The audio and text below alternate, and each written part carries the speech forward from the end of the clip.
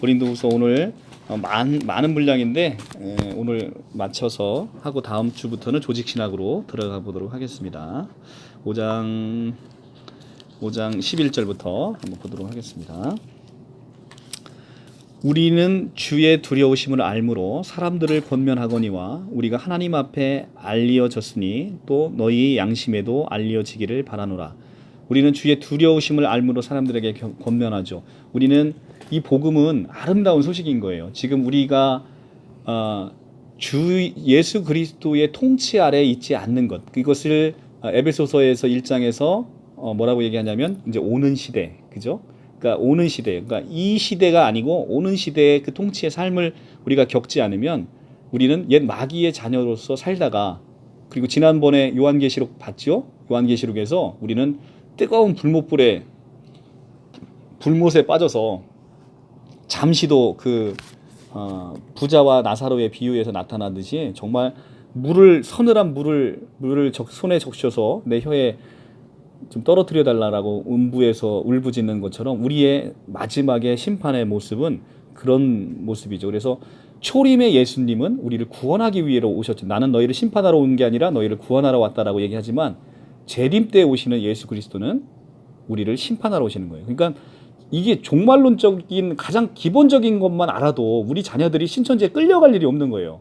재림 예수의 영이 왔다는 건 이미 심판의 영으로 오시는 거예요. 그리고 부활이 함께 오는 거예요.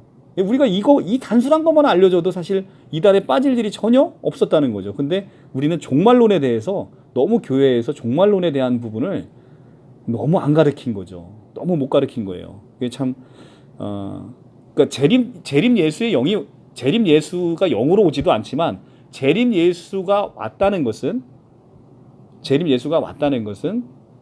심판으로 오시는 것이다.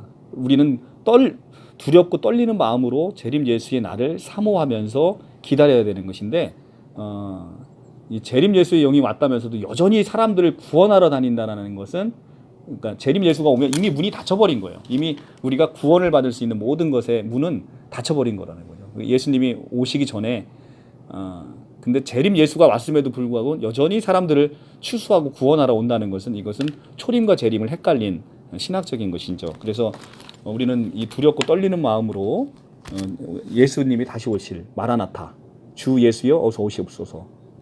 딱 성경에 2번 나오는 그 주 예수여 다시 오시옵소서라는 마라나타의 신앙으로 우리가 살아야 된다는 것이죠. 우리가 다시 너희에게 자천하는 것이 아니요 오직 우리로 말미암아 자랑할 기회를 너희에게 주어 마음으로 하지 않고 외모로 자랑하는 자들에게 대답하려 하는 것이라. 우리가 만일 미쳤어도 하나님을 위한 것이요 정신이 온전하여도 너희를 위한 것이니 그리스도의 사랑이 우리를 강건하시는도다. 우리가 생각하건대 한 사람이 모든 사람을 대신하여 죽었은즉 모든 사람이 죽은 것이라.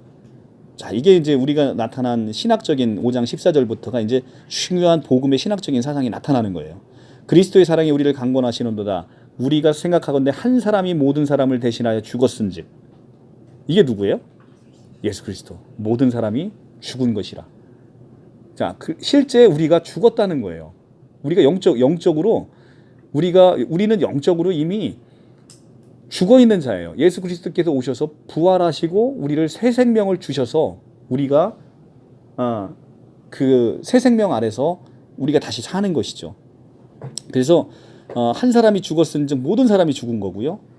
근데 아담 아래서는 우리가 그러니까 지금 시대에서는 어떤 거예요? 한 아담 아래서 한 사람이 범죄함으로 모든 사람이 범죄한 게 되는 거죠. 로마서에 나오는 말씀이잖아요. 한 사람이 범죄함으로 모든 사람이 범죄. 근데 인간이 얼마나 참 이 어리석고 얼마나 이게 이 반 그리스도적이냐면, 한 사람이 범죄함으로 모든 사람이 범죄했다니까 나는 범죄 안 했는데 왜 그 아담의 죄가 내 죄냐 이렇게 따져 묻는 사람이 있는데, 근데 한 사람이 죽음으로 모든 사람이 죽어서 죄 사함을 받았다라고 하면 거기는 오케이, 거기는 동의합니다. 그죠? 그러니까 인간이 그렇습니다. 이게 근데 예수 그리스도께서 마지막 아담으로 오셔서 아담을 끝내버렸잖아요. 마지막 아담이라는 게 얼마나 귀한 말이에요. 고린도전서 15장 45절, 그죠? 마지막 아담은 살려주는 영이 되셨으니. 하나님을, 예수 그리스도를 뭐라고 불렀냐? 마지막 아담이라고. 그러니까 우리는 더 이상 아담이에요, 아니에요? 아니죠. 우리는 아담이 아닌 거예요. 마지막 아담은 그리스도로 끝냈다. 내가 아담이 아니라는 게 얼마나 감사한지 모르는 거예요. 내가 아담이 아닌 게. 그가 모든 사람을 대신하여 죽으심은 살아있는 자들로 하여금 다시는 그들 자신을 위하여 살지 않고 오직 그들을 대신하여 죽었다 다시 살아나신 이를 위하여 살게 하려 함이라. 자, 이제 이게 바로 우리가 살아가야 되는 삶이고 우리의 영적인 실제예요. 모든 사람을 대신하여 죽으심은 살아있는 자들이 다시는 그들 자신을 위해 살지 않도록 하기 위해서 그렇다는 거예요. 이게 바로 갈라디아서 2장 20절 말씀하고 연결되는 거죠. 내가 그리스도와 함께 십자가에 못 박혔나니 그런즉 이제는 내가 산 것이 아니요 내 안에 그리스도께서 사신 것이라. 나는 이제 옛사람은 죽어 없어진 거예요. 이제는 내 안에 그리스도께서 나를 살아내신다는 거예요. 이게 얼마나 위대하고 감사한 일이에요. 그리스도가 누굽니까? 우리가 그리스도가 누군지 모르니까 이거에 감사함을 모르는 거예요. 그리스도가 누구예요? 온 우주의 창조주신 거예요. 저 태양보다 더 크시고 우주보다 크신 분이 내 안에 들어왔다는 거야. 우리가 태양 곁에 가까이만 가도 우리는 타주고 없어지는데 그 뜨겁고 그 빛이신 그분 자체가 내 안에 지금 그리스도의 피가 발라져서 그 성령 하나님이 내 안에 들어와 계신다는 거예요. 이게 그래서 내가 하나님과 동일한 한 몸이 돼서 살고 있다는 거예요. 그러니까 나의 위대함과 나의 아이덴티티는 나는 이제는 그리스도가 돼 있는 그 놀라움에 우리가 참여하고 있다는 것이죠. 그게 엄청 놀랍다는 거예요. 그래서 우리는 그 귀함을 하나님 앞에서 그 귀하고 존귀함을 받을 수 있는 거예요. 다시는 이제는 우리가 우리 옛사람으로 살지 않고 우리를 대신해서 죽었다가 다시 살아나신 이를 위해서 사는 것인데 이것도 정작 우리가 그 위에서 살아내야 되는 게 아니라 그분 자체가 우리 안에서 이 삶을 살아내신다는 거죠. 그분이 하신다는 거예요. 우리는 그분께 그것을 내어드리면 된다는 것이죠. 이것이 바로 새 언약이라는 거예요. 그러므로 우리가 이제부터는 어떤 사람도 육신을 따라 알지 아니하노라. 비록 우리가 그리스도도 육신을 따라 알았으나 이제부터는 그같이 알지 아니하느니. 그렇죠. 그리스도를 육신에 따라 알았죠. 이 땅 가운데 오셨던. 그런데 이제부터는 그같이 알지 아니하노라. 그런즉 누구든지 그리스도 안에 있으면 새로운 피조물이라. 이전의 것은 지나갔으니 보라 새 것이 되었도다. 자, 그리스도 안에 있으면 새로운 피조물이랍니다. 우리는 이미 옛사람 안에서의 피조된 인간이었어요. 그런데 이 피조물이 이전 것은 다 지나가고 새 것이 되었습니다. 이 새 것은 이제는 옛 것과는 너무나 차원이 다르고 신분이 다른 푸뉴마적인 인간이 됐고 하나님만 갖고 있었던 그 예수 생명, 지금 4장 10절에 나오는 바로 그 예수 생명. 예수 생명은 어떤 생명이에요? 우리 인간의 피조물의 생명과는 다른 창조주의 생명, 조에라는 창조주의 생명이 우리 안에 들어와서 하나님의 생명을 나눠 가졌으니 우리가 그 나눠주신 그 생명을 주신 분을 아버지라고 부르는 바로 그 창조주 하나님을 우리가 믿게 되는 그 놀라운 그 영적인 신분으로 나타나는 것이죠.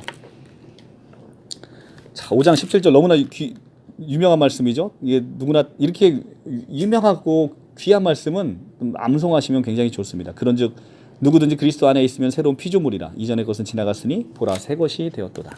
5장 17절. 5장 18절. 모든 것이 하나님께로 났으며 그가 그리스도로 말미암아 우리를 자기와 화목하게 하시고 또 우리에게 화목하게 하는 직분을 주셨으니. 자, 이 18절도 놀라운 말씀이죠. 곧 19절. 곧 하나님께서 그리스도 안에 계시사 세상을 자기와 화목하게 하시며 그들의 죄를 그들에게 돌리지 아니하시고 화목하게 하는 말씀을 우리에게 부탁하셨느니라.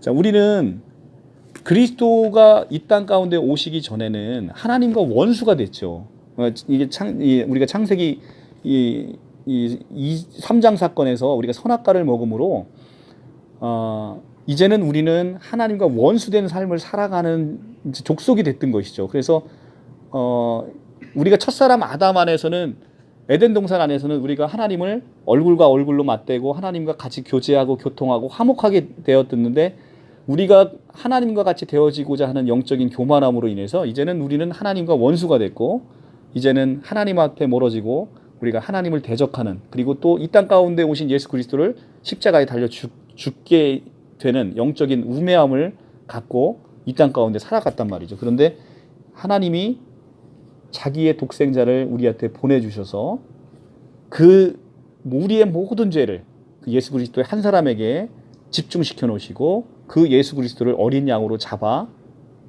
우리에게 모든 죄를 사하시고 그 피로 인해서 그 예수 그리스도의 십자가는 우주적 죽음이잖아요. 우주적 죽음. 왜 예수님은 하나님이셔야만 되고 왜 사람이셔야만 되는지 이게 신학적으로도 너무나 명백한 거잖아요. 예수가 하나님이 아니시면 온 우주의 죄를 다 자기 몸에 담으실 수가 없잖아요. 이건 하나님만이 시간을 초월하신 하나님만이 가능하시다는 거죠. 그래서 예수님은 하나님이실 수밖에 없고 인간이 아니면 대속제물이 될 수가 없잖아요. 대속제물이 될 수 없기 때문에 우리는 예수 그리스도는 온전히 하나님이시고 온전히 사람이셔야만 되는 두 가지 당위성. 이 당위성. 그래서 예수를 어린 양으로 잡으심으로 우리와 화목하게 되시는. 그러니까 이거 어떤 목사님이 그런 비유를 하시더라고요.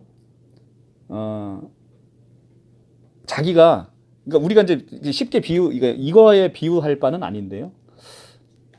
내가 강아지 집에 키우는 애완견이 있는데 이 강아지가 너무 사랑스러운 나머지 이 강아지가 이제 병들어서 아픈데 뭐를 해다 먹여도 안 되는 거야. 근데 자기의 아들을 죽여서 자기의 아들의 피를 이 강아지한테 먹여서 살리는 것 같은 것보다 더 하나님에게 있어서는 자기의 독생자를 내어주신 게 더 고통스럽다는 거예요. 한 번도 삼위일체 하나님 가운데 그 함께 교제하고 교통하고 사랑하시는 것이 한 번도 끊어져 보지 않은 그 삼위의 하나님이 성자 하나님을 이 땅 가운데 보내셔서 우리 강아지보다도 못한 강아지는 그동안 주인을 충실하게 섬기기라도 했죠. 그런데 늘 주인을 거역하고 주인을 거역했던 그 인간을 위해서 하나님이 자기의 독생자를 이 땅 가운데 보내셔서 그 자식을 이 벌레만도 못한 인간들의 대속물로 주셨다는 거죠. 그래서 새 언약 아래서의 가장 큰 죄는 우리가 그리스도를 거부하는 죄다. 하나님이 그토록 인간을 사랑하셨는데 그 그리스도를 정작 거부하는 죄. 이것이 가장 큰 죄다라는 것이죠. 그래서 우리가 몸으로 짓는 죄는 그것에 비하면 비할 바가 아닌 것이다. 그래서 그 예수 그리스도로 말미암아 우리는 하나님과 화목하게 되셨다는 거예요. 자, 우리가 유대교와 다른 것은 무엇이냐면요. 우리는 하나님을 섬기는 것은 유대교도 마찬가지예요. 그러나 우리가 믿는 하나님은 우리가 직접 하나님을 볼 수 없는 거예요. 그리스도 안에서만 보는 거예요. 그러니까 하나님도 우리를 볼 때는 그리스도 안으로 들어오셔야 되고요. 우리가 하나님을 뵐 때도 그리스도 안으로 들어가야 되는 거예요. 그리스도를 뺀 하나님은 우리와 직접 교통하실 수도 없어요. 그리스도 안에서 우리가 그것을 누리는 겁니다. 그래서 우리가 유대교와 다른 것은 그리스도를 통한 하나님이시다. 그래서 우리가 그리스도를 누릴 때 그 하나님을 온전히 찬양하고 그 하나님을 온전히 우리가 숭배할 수 있는 거예요. 그리스도가 빠진 것은 이것은 이단인 것이죠. 우리가 있어질 수도 없는 일입니다. 성경적이지 않은 것이죠. 그래서 우리는 이제는 그리스도의 죄값으로 인해서 하나님과 화목하게 되셨어. 우리의 히브리서에 나오잖아요. 우리가 영적인 진리 상태가 어디까지 들어가 있어요? 우리가 이제 성전은 지난번에 제가 모형까지 그려서 다 설명을 해드렸죠. 우리는 이미 지성소까지 들어가 있는 거예요. 예수 그리스도의 육체가 허물어짐으로 십자가에 죽으심 때 그때 예수의 육체가 갈라짐으로 십자가로 인해서 그리스도의 육체가 갈라짐으로 우리는 이제는 성소와 지성소를 가르고 있던 휘장이 찢어짐으로 우리는 지성소까지 깊이 들어가서 하나님의 그 고귀하시고 존귀하신 그 위엄이 살아있는 지성소 안에서 늘 하나님과 우리가 교통하실 수 있는 거예요. 이제는 내가 그리스도의 이름으로 하나님에게 직접 나의 모든 것을 기도할 수 있고 나의 모든 것을 아뢰을 수가 있는 거예요. 그 아름다운 교통이 그 안에서 이루어질 수 있다는 거죠. 그래서 우리가 그 화목하게 되었는데 하나님과 이 화목하게 된 것을 다른 모든 사람들에게 같이 나눠줘서 그들 또한 우리와 화목하게 하고 하나님과 화목하게 하는 직분을 우리에게 부탁하셨다는 거죠. 이제는 우리는 그 하나님이 원하시는 구원하고자 원하시는 그 모든 사람들에게 이제는 우리는 그 화목하게 하는 직분을 우리에게 주셨으니 우리는 그로 인해서 어떤 고난이 오더라도 이 아름다운 복음을 우리가 전해야 된다라는 것이죠. 20절 그러므로 우리가 그리스도를 대신하여 사신이 되어 우리가 그리스도의 사신이 됐다는 거예요. 그러니까 그리스도의 향기가 나왔죠. 그리스도의 편지가 나왔죠. 그리스도의 사신이 나오는 거예요. 그리스도를 대신하여 그리스도의 사신이 되어 하나님이 우리를 통하여 너희를 권면하는 것 같이 그리스도를 대신하여 간청하노니 너희는 하나님과 화목하라. 하나님이 죄를 알지도 못하는 이를 우리를 대신하여 죄로 삼으신 것은 우리로 하여금 그 안에서 하나님의 의가 되게 하려 하심이라. 하나님의 의가 된 거죠. 그리스도 죄를 알지도 못하는 그분을 죄로 삼아서 십자가에 달려 죽으심으로 이제는 우리는 하나님의 의가 됐고 이제는 우리는 의인이 되었다는 거죠. 아무런 이 죄도 없는, 죄와 흠이 없는 아주 정말로 순결한 하나님의 백성이 됐고 하나님의 의가 돼버렸어요. 우리가. 이게 굉장히 놀라운 복음의 선포인 것이죠. 우리는 이 복음의 선포를 하는 것이죠. 많은 사람들에게 이 아름다운 세례 요한과 예수님께서 천국 복음을 전하면서 제일 먼저 하는 게 회개하라, 천국이 가까이 왔다는 거예요. 이 천국이라는 건 하나님의 통치 아래 있고 하나님의 백성이 됐고 이제는 우리가 모든 죄를 용서받아서 이제는 하나님의 의가 됐다라는 이 아름다움을 선포하는 거. 이게 바로 복음인 거잖아요. 우리가 하나님과 함께 일하는 자로서 너희를 권하노니 하나님의 은혜를 헛되이 받지 말라. 이르시되 내가 은혜 베풀 때에 너희에게 듣고 구원의 날에 너를 도왔다 하셨으니 보라 지금은 은혜 받을 만한 때요 보라 지금은 구원의 날이로다. 그렇죠. 지금은 은혜 받을 만한 때요 보라 지금은 구원의 날이로다. 우리가 지금 은혜 받아야 되고 지금 구원 받아야 되는 것이죠. 그러니까 구원의 개념은 우리가 죄에서만 구원받는 개념만 자꾸 생각하는데 저와 같이 공부하신 분들은 우리가 구원받아야 될 곳이 너무나 많다는 걸 우리가 깨달았을 줄 압니다. 죄에서의 구원은 믿지 않는 사람이 하나님을 믿는, 우리 이렇게 오랫동안 방황하다 돌아온 우리 청년분 같은 그리스도를 내 안에 고백하는 그 순간 이미 불못에서 구원받는 그것은 너무나 자명한 거예요. 누구든지 주의 이름을 부르는 자는 구원을 얻으리라. 로마서 10장 13절 말씀이잖아요. 누구든지 주의 이름을 부르면 구원에 이른단 말이죠. 그런데 불목 구원에서만 구원이 아니라 우리는 많은 곳에서 세상으로부터 구원받아야 되죠. 종교로부터 구원받아야 되고 나 자신으로부터 구원받아야 되는 것이죠. 내가 구원받아야 될 것이 너무나 많습니다. 그러니까 우리는 날마다 구원받아야 되는 거고 나는 날마다 죽노라라는 사도 바울의 고백이 계속 우리의 삶 가운데 있어야 된다는 것이죠. 그래서 정말 악한 세상으로부터 구원받아야 되고 정말 우리가 그동안 잘못 누리고 잘못 알고 있었던 종교로부터 우리가 구원받아야 되고 나 자신으로부터 구원받는 그래서 지금은 구원의 날이로다. 지금은 은혜 받을 만한 때고 그리고 이 은혜는 모든 사람에게 미치는 하나님의 공평한 의지죠. 그래서 이 은혜를 거부하는 것. 그러니까 은혜가 누구에게나 다 미쳐 있어요. 그런데 이 누구에게나 미쳐 있는 이 은혜를 거부하는 것. 이것이 바로 우리에게 있어서 가장 큰 죄라는 것이죠. 이 은혜가 다 와 있어요. 자, 제가 이제 여러분들에게 많이 썼던 비유인데 어떤 분은요. 인생을 살아가는데 늘 불평불만을 하고 살아가요. 정말 불평불만을 많이 하며 살아가는데 그분은 자기에게 있어서 온 감사한 조건들을 하나도 느껴본 적이 없는 거예요. 누구에게나 감사의 조건은 차고 넘칩니다.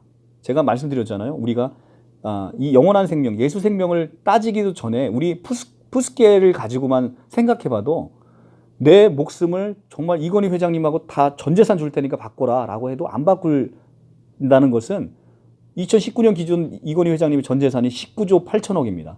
19조 8천억의 가치를 가지고 내가 살아가는 거예요. 나는 그만큼 엄청난 부자인 거예요.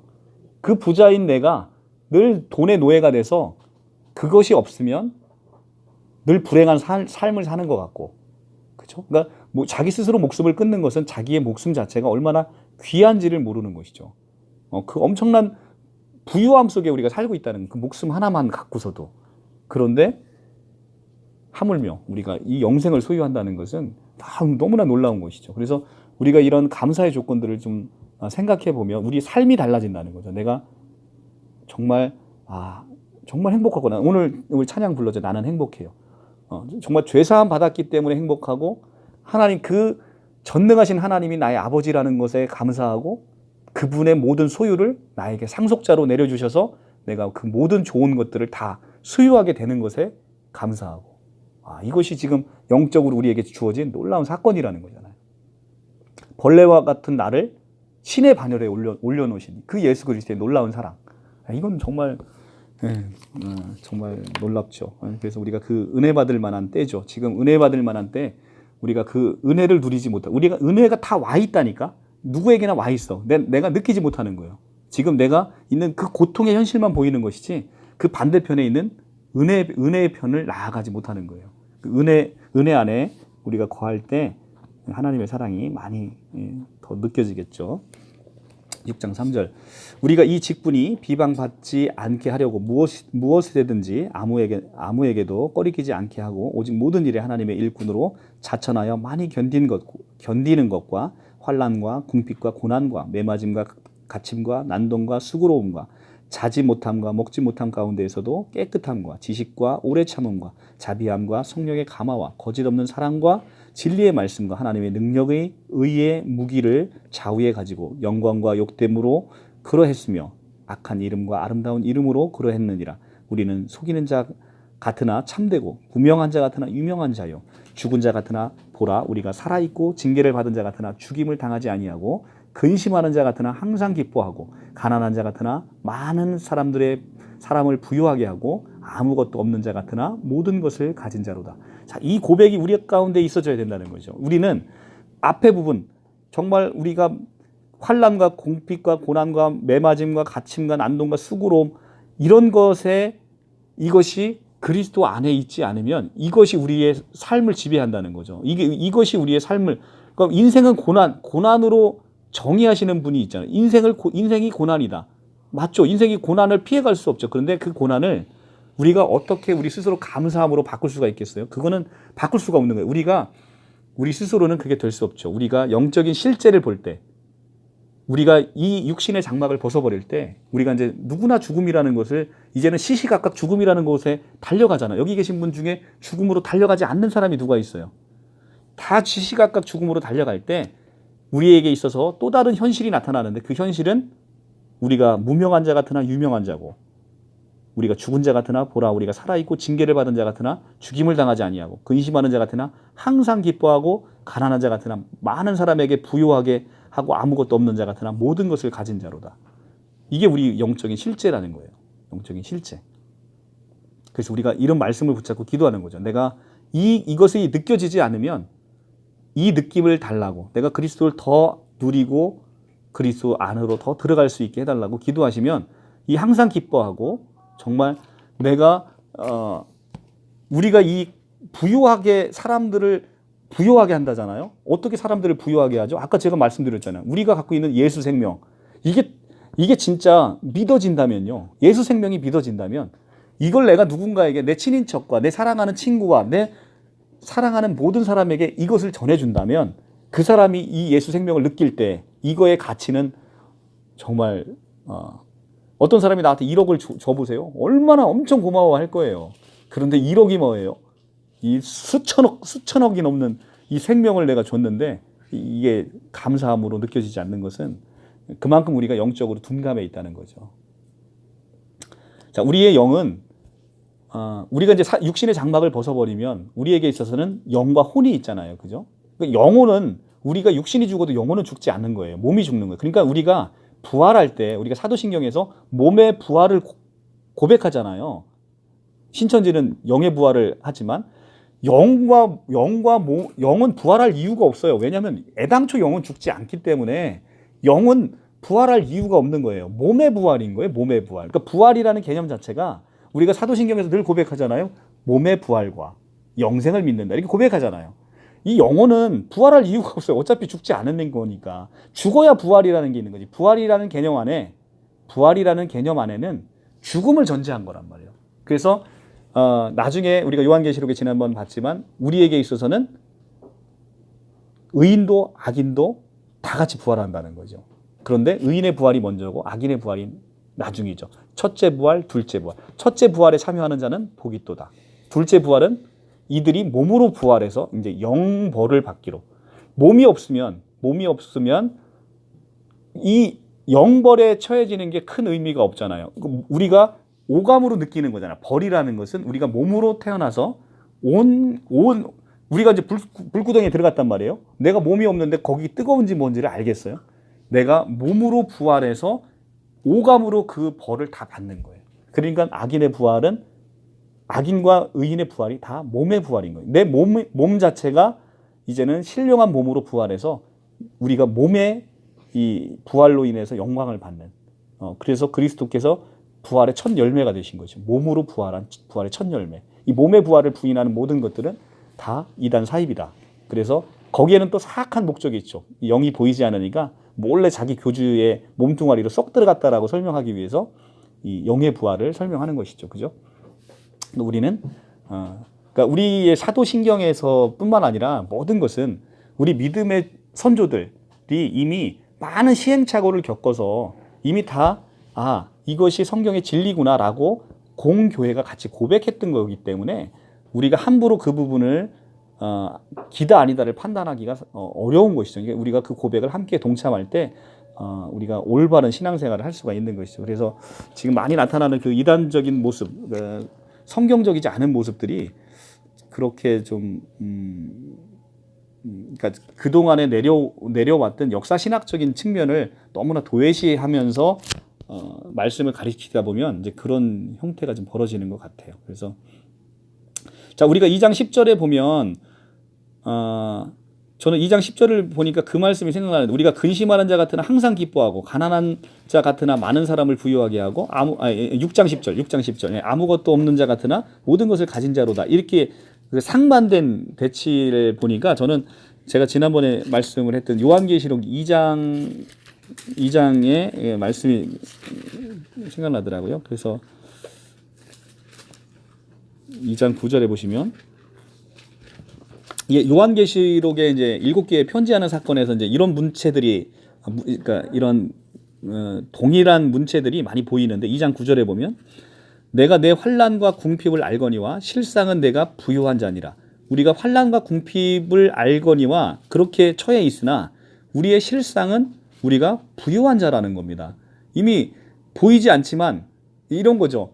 우리 아버지 가끔 이제 주변에 친구도 그런 분이 있을 거예요. 아버지가 굉장히 부자인데 아버지가 돌아가셔야 그 아버지 갖고 있는 재산이 나한테 오는데 내가 너무나 개망난이라 아버지가 아무것도 안 줘. 그런데 실제 또 그런 사람들은 아버지가 빨리 돌아가시기를 바라는 사람, 그런 자식들도 또 꽤 있더라고요, 보니까. 하여튼 근데 우리 하나님은 우리가 지금 현재 처해 있는 환난과 궁핍 안에 있지만 하나님은 우리에게도 이미 영적으로 이미 다 그 모든 것들을 상속으로 우리에게 내려주셨다는 것이죠. 그리고 뒷장으로 요한계시록 뒷장 넘어가시면 이것은 지난번에 우리가 부활할 때 보신 건데 내가 3장 1절에 내가 살아있다 하는 이름을 가졌으나 사대교회 사자에게 편지하노라. 하나님의 7 영과 7 뼈를 가지시니까 이르시되 내가 내 행위를 아노니 내가 살아있다는 이름을 가졌으나 죽은 자로다. 이게 이제 네크로스라고 제가 헬라어 말씀드렸죠. 내가 살아있다는 이름은 가졌으나 실상은 죽은 자예요. 그러니까 우리와 반대되는 거예요. 하나님의 영을 가진 사람은 실상은 환난과 궁핍 가운데 있는데 굉장히 부유한 자고, 하나님의 영이 없고 하나님의 생명이 없는 자는 살아있다는 이름을 가졌으나 밖에서 열심히 돌아다니고 아주 활기차게 뛰어다녀요. 그런데 실상은 그 영이 죽어 있는 거예요. 영이 죽어 있으니까 하나님을 알지 못하는 것이죠.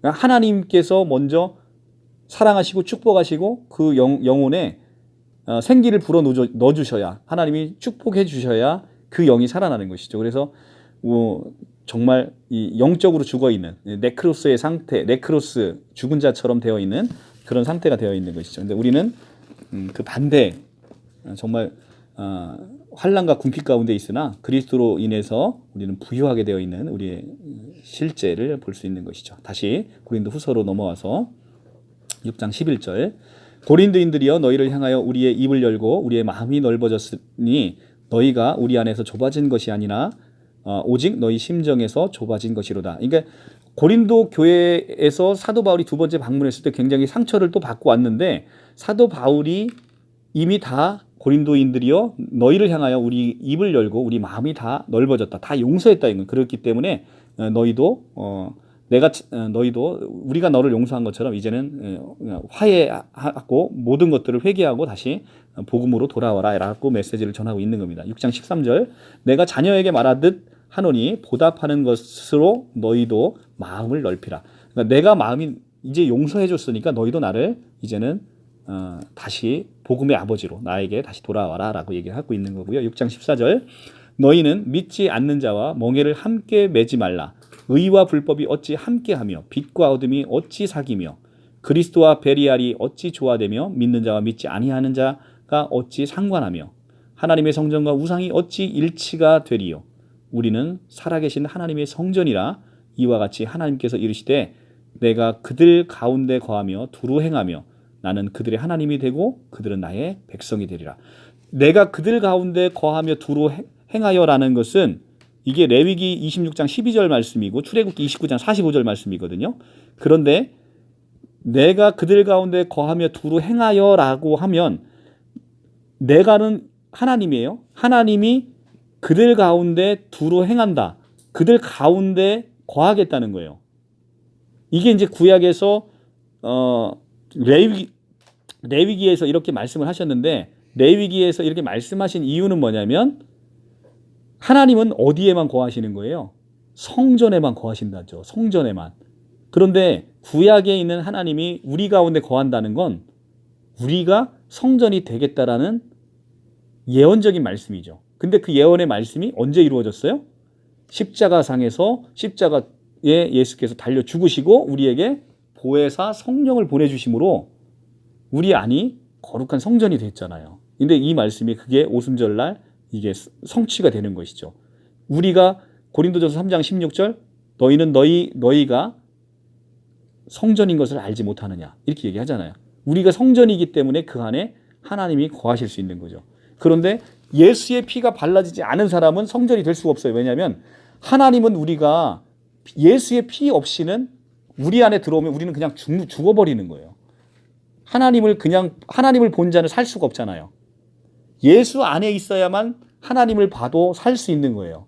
예수 안에 있지 않으면 하나님을 직접적으로 우리가 볼 수 없는 거예요. 하나님을 보면 우리는 그 자체로 너무나 우리가 그러니까 이렇게 생각하면 되게 쉬워요. 태양이 있는데 태양 안에 들어가면 우리가 살아야 죽어요. 그냥 자체로 타 죽는 거예요. 그 태양의 빛을 막아줄 것이 필요한 것이죠. 그것이 바로 예수 그리스도라. 그래서 하나님의 성전이 되신 우리를 레위기부터 계속 예언하고 있는 것이죠. 우리가 하나님의 성전이 된다는 거죠. 그래서 우리들 가운데 두루 행하신다는, 우리 가운데 거하신다는 거예요. 그래서 나는 그들의 하나님이 되고 그들은 나의 백성이 되리라. 네. 그러므로 너희는 그들 중에 나와 따로 있고 부정한 것을 만지지 말라. 내가 너희를 영접하여 너희에게 아버지가 되고 너희는 내게 자녀가 되리라. 전능하신 주의 말씀이니라 하셨느니라. 그런즉 사랑하는 자들아 이 약속을 가진 우리는 하나님을 두려워하는 가운데에서 거룩함을 온전히 이루어 육과 영의 온갖 더러운 것에서 자신을 깨끗하게 하자. 마음으로 우리를 영접하라. 우리는 아무에게도 불의를 행하지 않고 아무에게도 해롭게 하지 않고 아무에게도 속여 빼앗은 일이 없노라. 내가 이 말을 하는 것은 너희를 정죄하려 하는 것이 아니라 내가 이전에 말하였거니와 너희가 우리 마음에 있어 함께 죽고 함께 살게 하고자 함이라. 나는 너희를 향하여 담대한 것도 많고 너희를 위하여 자랑하는 것도 많으니 내가 우리의 모든 환난 가운데에도 위로가 가득하고 기쁨이 넘치는도다. 자, 이게 믿는 사람들의 가장 정말 대표적인 고백이죠. 우리가 환난 가운데서도 위로가 가득하고 기쁨이 넘치는. 그러니까 지금 우리 여기 계신 분들 전부 다 지금 가족분들 때문에 환난이 가득하시죠. 그런데 그 가운데 누가 아무리 얘기해줘도 우리에게 위로가 되지 않습니다. 그리스도만이 우리의 참 위로가 되고 참 기쁨이 될 수 있는 거예요. 그것은 제가 직접 체험한 것이고 저도 10년 전부터 굉장히 고통 가운데 있었는데 그 주가 주시는 위로가 있으니까 참 평안이 있고 너무나 기쁨이 넘치는 거죠. 그래서 그러다 보니까 지금 이제는 뭐 여러분들이 들으시면 다들 그래도 부러우시겠죠. 그런데 여러분들 곧 그렇게 되리라고 믿습니다. 이제 저는 진짜 요즘 최근 들어서 저희 누님 같은 경우는 너무 좋아지셔서 온전히 가족으로 돌아와서 가족들과 모든 삶을 함께 영위하면서 굉장히 좋아지고 본인의 과거의 그런 잘못했던 행동들에 대해서 계속 반성하고 있더라고요. 계속 반성하고 미안함, 그러니까 저한테 계속 미안함에 대한 카톡을 보내면서 그렇게 오더라고요. 근데 그 이전부터 사실은 저는 뭐 위로와 기쁨을 누리고 있었죠. 근데 우리가 우리 힘으로 할 수 있는 건 아무것도 없어요. 우리가 그 고통의 시간에 위로와 기쁨과 감사의 시간을 넘칠 때 그때 하나님께서는 모든 일을 역사하시고 또 그 고통의 시간을 우리가 위로와 기쁨을 누리지 못하면 그거는 전적으로 진짜 우리의 그 어리석음인 거죠. 우리가 이 시간을 통해서 기쁨의 요소를 찾으려면 얼마든지 찾을 수 있어요. 우리 여기 선생님 같은 경우는 따님으로 인해서 복음을 정말 따님이 아니었으면 전도하기 어려우시고 거기 그 부자와 나사로의 비유처럼 부자가 되실 수밖에 없으셨던 분이 이제는 나사로가 돼서 천국의 잔치에 들어가시는 이 놀라운 역사가 있는데 우리가 그런 기도 제목을 찾으면 너무나 크고 그리고 또 언젠가 다시 우리 자녀들이 다 돌아와서 아름답게 신앙생활을 할 그날을 꿈꾸면서 그날은 반드시 옵니다. 반드시 오고 저도 옛날에 이제 사시 공부할 때 제가 합격해서 얼마나 좋을까 합격해서 누릴 기쁨을 생각해 보면 그 고난이 견뎌지는 거예요. 그 고난이. 우리도 이제 그렇게 우리가 자녀들이 다 돌아와서 자녀들이 이제 돌아와서 걱정하는 건 뭐냐면 내가 줄 게 없을 때 걱정이 되는 거예요. 걔들이 배운 그 어떤 복음 엉터리 복음이지만 자기들은 놀랍다고 하는 그 복음을 나도 한 번도 누려보지 못한 건 내가 자녀가 돌아와도 줄 수 없잖아요. 근데 내가 먼저 복음의 깊은 영적인 세계 안으로 들어가고 그 복음의 참 맛을 느껴보면 우리 자녀에게 이거면 되겠구나 라는 확신이 든다는 거죠. 그러면 그들이 실제 그 말씀을 듣고 놀랍게 회복되는 모습들이 보여진다는 거죠. 자, 우리가 마게도니아에 이르렀을 때에도 우리 육체가 편하지 못하였고 사방으로 환난을 당하여 밖으로는 다툼이요 안으로는 두려움이었노라.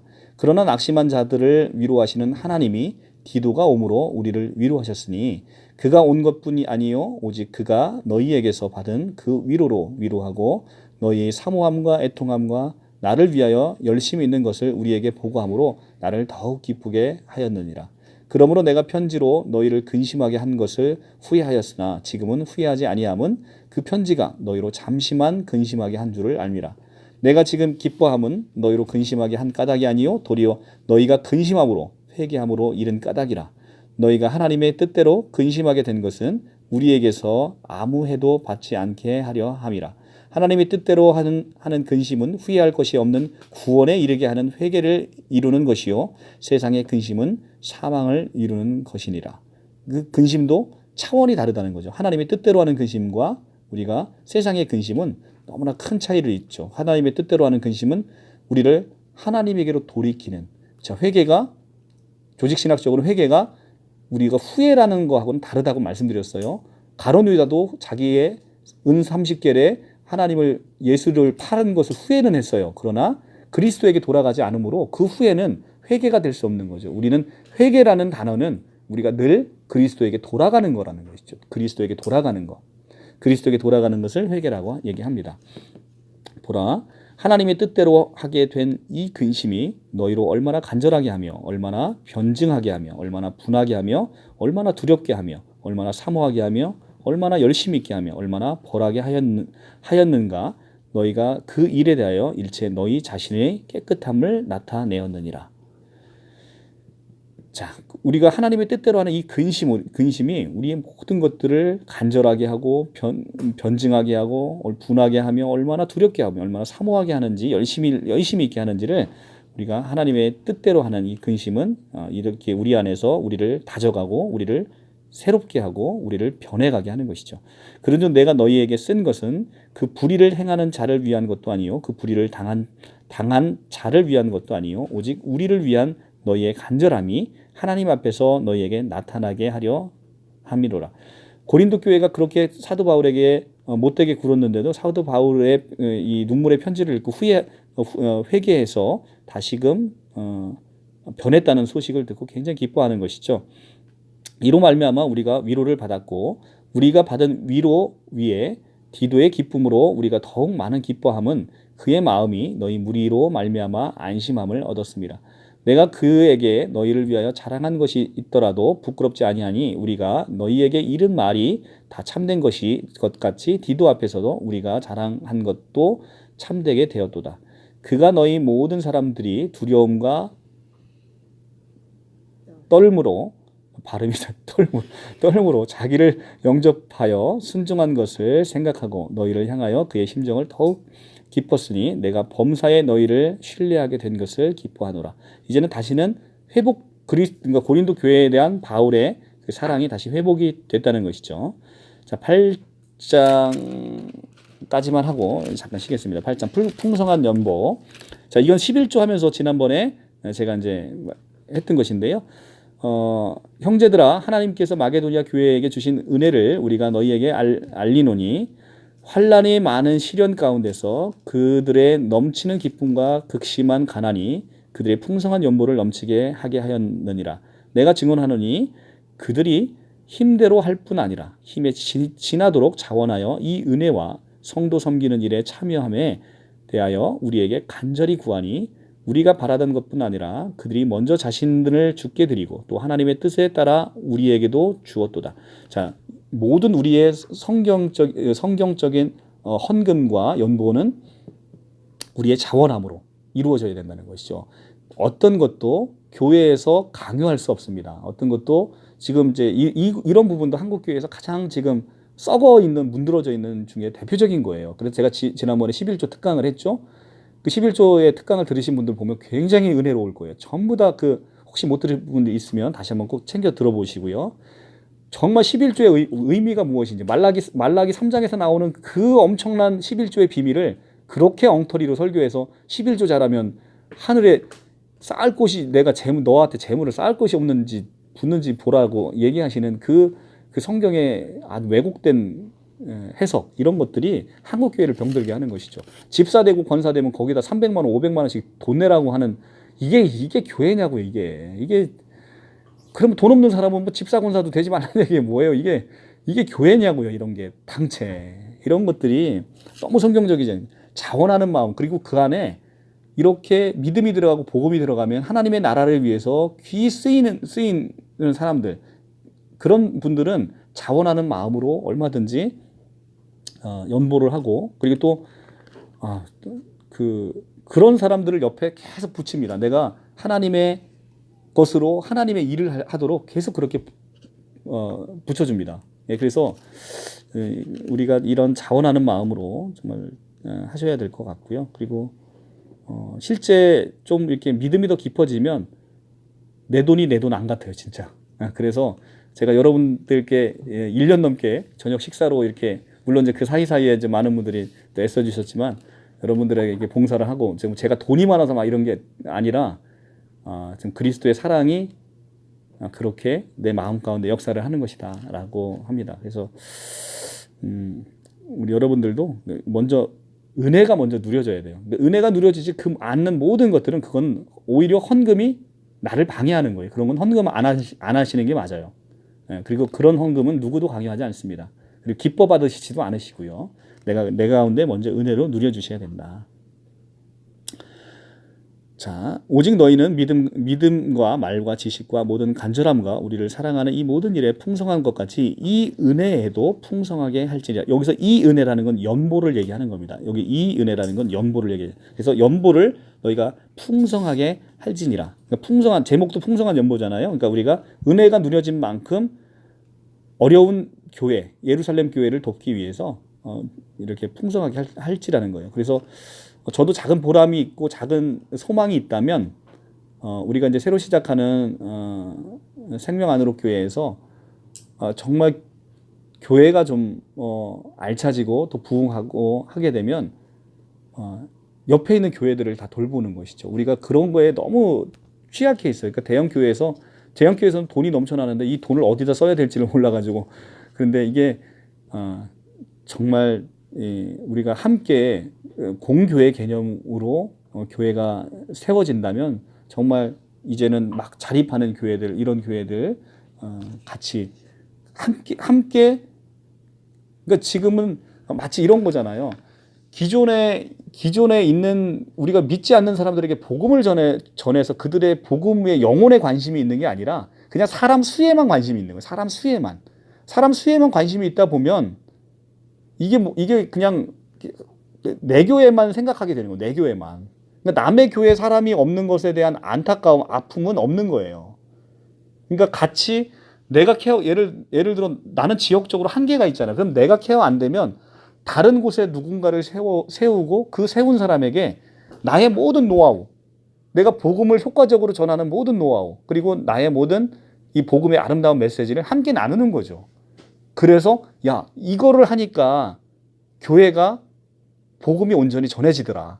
그러면 그것을 다른 교역자나 다른 교회 목사님이나 다른 교회 성도들에게 그걸 전해줘서 함께 각각 정말 풀뿌리처럼 들어가서 복음이 이루어지는 이 아름다운 공교의 개념이 이루어져야 되는데 저는 이제 그거를 해보고 싶은 거예요. 그래서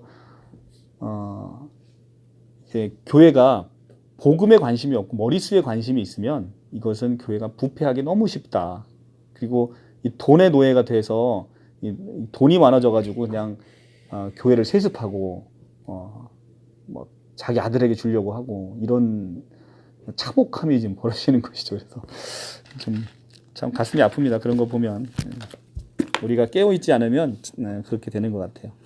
내가 명령으로 하는 말이 아니요 오직 다른 이들의 간절함으로 가지고 이 연보에서 풍성할지라고 하면서 사도 바울이 굉장히 또 오해할까봐 내가 명령으로 하는 말이 아니라 그렇죠. 이게 명령으로 되어지는 게 아니죠. 오직 다른 이들의 간절함을 가지고 너희 사랑의 진실함을 증명하고자 함이로다.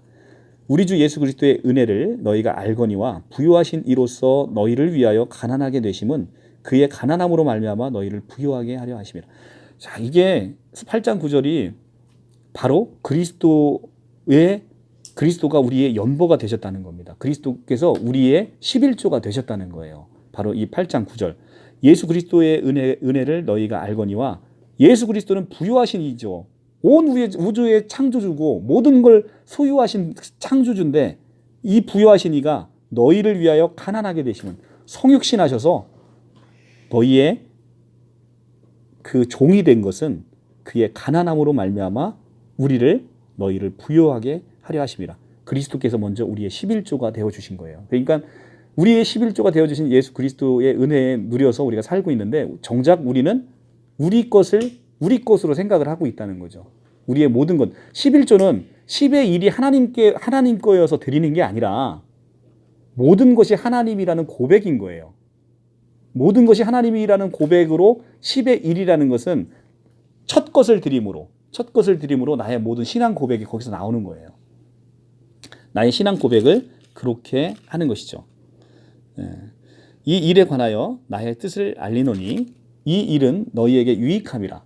너희가 1년 전에 행하기를 먼저 시작할 뿐 아니라 원하기도 하였은즉. 그러니까 이 헌금이 1년 전에 시작됐는데 너희가 먼저 원해서 시작이 됐다는 겁니다. 이제는 하던 일을 성취할지니 마음에 원하던 것과 같이 완성하되 있는 대로 하라. 할 마음이 있으면 있는 대로 받으실 터이요 없는 것은 받지 아니하시리라. 이는 다른 사람을 평안하게 하고 너희를 곤고하게 하려는 것이 아니요 균등하게 하려 함이니 이제 너희의 넉넉한 것으로 그들의 부족한 것을 보충함은 후에 그들의 넉넉한 것으로 너희의 부족한 것을 보충하여 균등하게 하려 함이라. 그렇죠. 내가 어려울 때 내가 은혜를 받아 넉넉하게 되고 내가 넉넉할 때 그 은혜를 나눠줌으로 다른 이들이 같이 넉넉하게 되는 이 균등을 이루는 것. 그렇죠. 하나님의 모든 공평하심이 여기서 나타나는 것이죠. 기록하게 된 것 같이 많이 거둔 자도 남지 아니하였고 적게 거둔 자도 모자라지 아니하였느니라. 하나님의 정말로 풍성하시고 긍휼하신 그 은혜가 이 가운데 나타나는 것이죠. 자, 16절부터 쉬었다가 하겠습니다. 자, 16절부터 너희를 위하여 같은 간절함을 기도의 마음에도 주시는 하나님께 감사하노니. 자, 간절함을 디도의 마음에도 주셨다. 그러니까 하나님께서 우리에게 모든 그런 간절함, 마음, 우리의 그 모든 계획, 그러니까 우리가 사람이 마음으로 자기 길을 계획하시더라도 그 걸음을 인도하시는 분은 여호와시니라라고 우리가 그 고백하잖아요. 그래서 이게 잠언 16장 9절인가요? 그 우리가 사람이 마음으로 자기 길을 계획하더라도 그 모든 것들을 행하시는 그 걸음을 인도하시는 분은 여호와신 거예요. 그래서 이 간절함을 주시는 분도 여호와시고, 그러니까 우리는 늘 우리가 할 거는 구하는 것밖에 없는 거죠. 그 구하는 것이 이제 기도라고 하는데, 그 기도가 지난번에 말씀드렸지만 우리가 이제 알고 있는 그 기도와는 좀 다르죠. 프로세오 코마이, 그죠? 우리가 하나님과 완벽하게 연합해서 나의 뜻이 하나님의 뜻이 되는 프로세오 코마이. 그러면 우리의 간절함이 하나님의 간절함이 되고 하나님의 간절함이 우리의 간절함이 되는 거죠. 그가 권함을 받고 더욱 간절함으로 자원하여 너희에게 나아갔고 또 그와 함께 그 형제를 보내었으니 이 사람은 복음으로써 모든 교회에서 칭찬을 받는 자요 이뿐 아니라 그는 동일한 주의 영광과 우리의 원을 나타내기 위하여 여러 교회의 택함을 받아 우리가 맡은 은혜의 일로 우리와 동행하는 자라. 이것을 조심함은 우리가 맡은 거액의 연보에 대하여 아무도 우리를 비방하지 못하게 하려 함이니 이는 우리가 주 앞에서뿐만 아니라 사람 앞에서도 선한 일에 조심하려 함이니라. 그러니까 거액의 돈을 헌금을 가지고 있기 때문에 굉장히 조심하는 거예요. 그 디도와 그 같은 동역자를 우리가 이제 그 돈을 맡은 자들은 이것이 함부로 쓰여지지 않고 또 누군가에게 비방이 되지 않도록 정말 선한 일에 조심을 해야 되겠죠. 또 그들과 함께 우리의 한 형제를 보내었노니 우리는 그가 여러 가지 일에 간절한 것을 여러 번 확인하였거니와 이제 그가 너희를 크게 믿음으로 더욱 간절하니라. 디도로 말하면 나의 동료요 너희를 위한 나의 동역자요 우리 형제로 말하면 여러 교회의 사자들이요 그리스도의 영광이니라. 그러므로 너희는 여러 교회 앞에서 너희의 사랑과 너희에 대한 우리의 자랑의 증거를 그들에게 보이라. 자, 디도로 말하면 나의 동료요 너희를 위한 나의 동역자요 우리 형제들로 말하면 여러 교회의 사자들이요 그리스도의 영광이니라. 자, 이게 우리가 바로 이런 디도가 같은, 그러니까 사도 바울과 같이 우리가 이런 디도가 돼서 우리가 그리스도의 동료요 그리스도의 형제요 그리스도의 영광이 되는 이 놀라운 일에 우리가 동참하는 것이죠. 그리고 우리는 이미 우리의 신분은 이런 그리스도의 동료요 그리스도의 형제요 그리스도의 영광이 되는 이런 신분을 이미 보장받고 있기 때문에 우리가 그런 그리스도의 일에 동참함이 마땅한 것이죠. 그래서 우리가 우리의 신분을 알 때는 정말 디도처럼 우리가 하나님이 우리를 보실 때, 제가 이제 예전에 그 말씀 드렸잖아요. 우리가 오늘 세종 집사님 안 오셨네. 그 집사님이 그게 뭔 소린가 그러셨다는. 이게 시간에 밖에서 생각해 보시면 예수 그리스도께서 베드로의 발을 씻기실 때 그 최후의 만찬 때 베드로의 발을 씻길 때 예수는 시간에 밖에 계셔서 지금 곧 있으면 나를 배반하고 도망갈 베드로의 발이기도 하지만 이제는 더 시간을 거슬러서 십자가에 못 박힌 베드로의 발이 나를 위해서 그 많은 복음을 전하다가 결국은 십자가에 못 박혀서 피가 철절 나는 베드로의 그 발을 씻기시면서 그리스도의 마음은 참으로 이 발이 너무 사랑스럽고 미안하기도 하고 굉장히 고맙고 베드로야 너가 정말 나를 위해서 너무 고맙다 그리고 미안하다 그리고 감사하다 이렇게 예수님이 고백하지 않았을까라고 생각이 됩니다. 이게 시간 밖에 계시니까 그게 가능한 거죠. 근데 사실 지금 우리의 모습도 바로 그런 베드로의 모습, 그런 디도의 모습으로 서 있는 거란 말이죠. 그리스도께서 참으로 우리의 고난과 우리의 그 헌신으로 말미암아서 우리에게 참으로 고맙다, 그리고 미안하다, 그리고 감사하다 이렇게 말씀을 전해주시는 것을 우리가 이 영적인 음성으로 들었으면 좋을 것 같아요. 진짜 우리는 그런 존재라는 거죠. 그래서 지금은 우리가 나약하지만, 그죠? 베드로가 예수님이 베드로의 발을 씻길 때 베드로는 굉장히 나약한 사람이었어요. 그 천한 종의 물음에도 내가 그 사람의 제자가 아니냐라는 천한 종의 물음에도 나는 그 사람을 알지 못한다라고 부인하는 그 베드로였다는 거죠. 그런데 그 발을 씻기는 그 순간에 시간 안에서는 예수님은 그 베드로에게 그토록 고맙고 감사하고 미안하고 그런 예수라는 거죠. 왜냐하면 시간 밖에 계시니까. 그러니까 지금은 보면 이제 막 예수를 믿기 위한 우리 청년부 같은 거 보면 예수를 위해서 하는 거 아무것도 없어.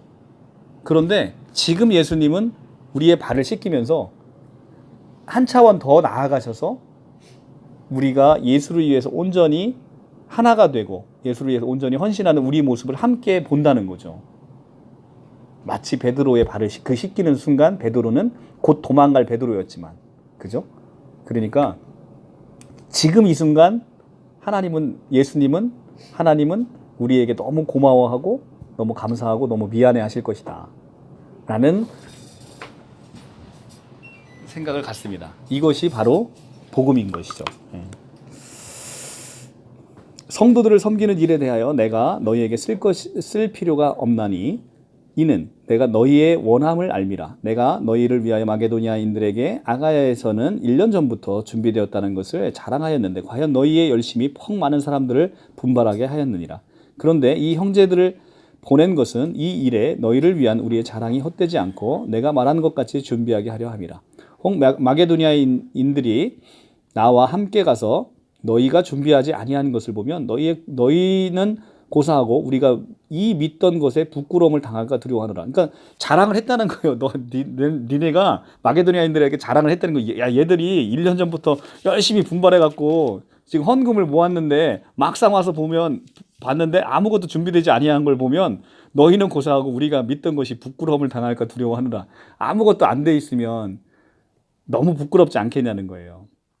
그러므로 내가 이 형제들에게 먼저 너희에게 가서 너희가 전에 약속한 연보를 미리 준비하게 하도록 권면하는 것이 필요할 줄 생각하였노니 이렇게 준비하여 참 연보답고 억지가 아니니라. 이것이 곧 적게 심은 자가 적게 거두고 많게 심은 자가 많이 거둔다 하는 말이로다. 각각 그 마음에 정한 대로 할 것이요 인색함으로나 억지로 하지 말지니 하나님은 즐겨내시는 자를 사랑하시느니라.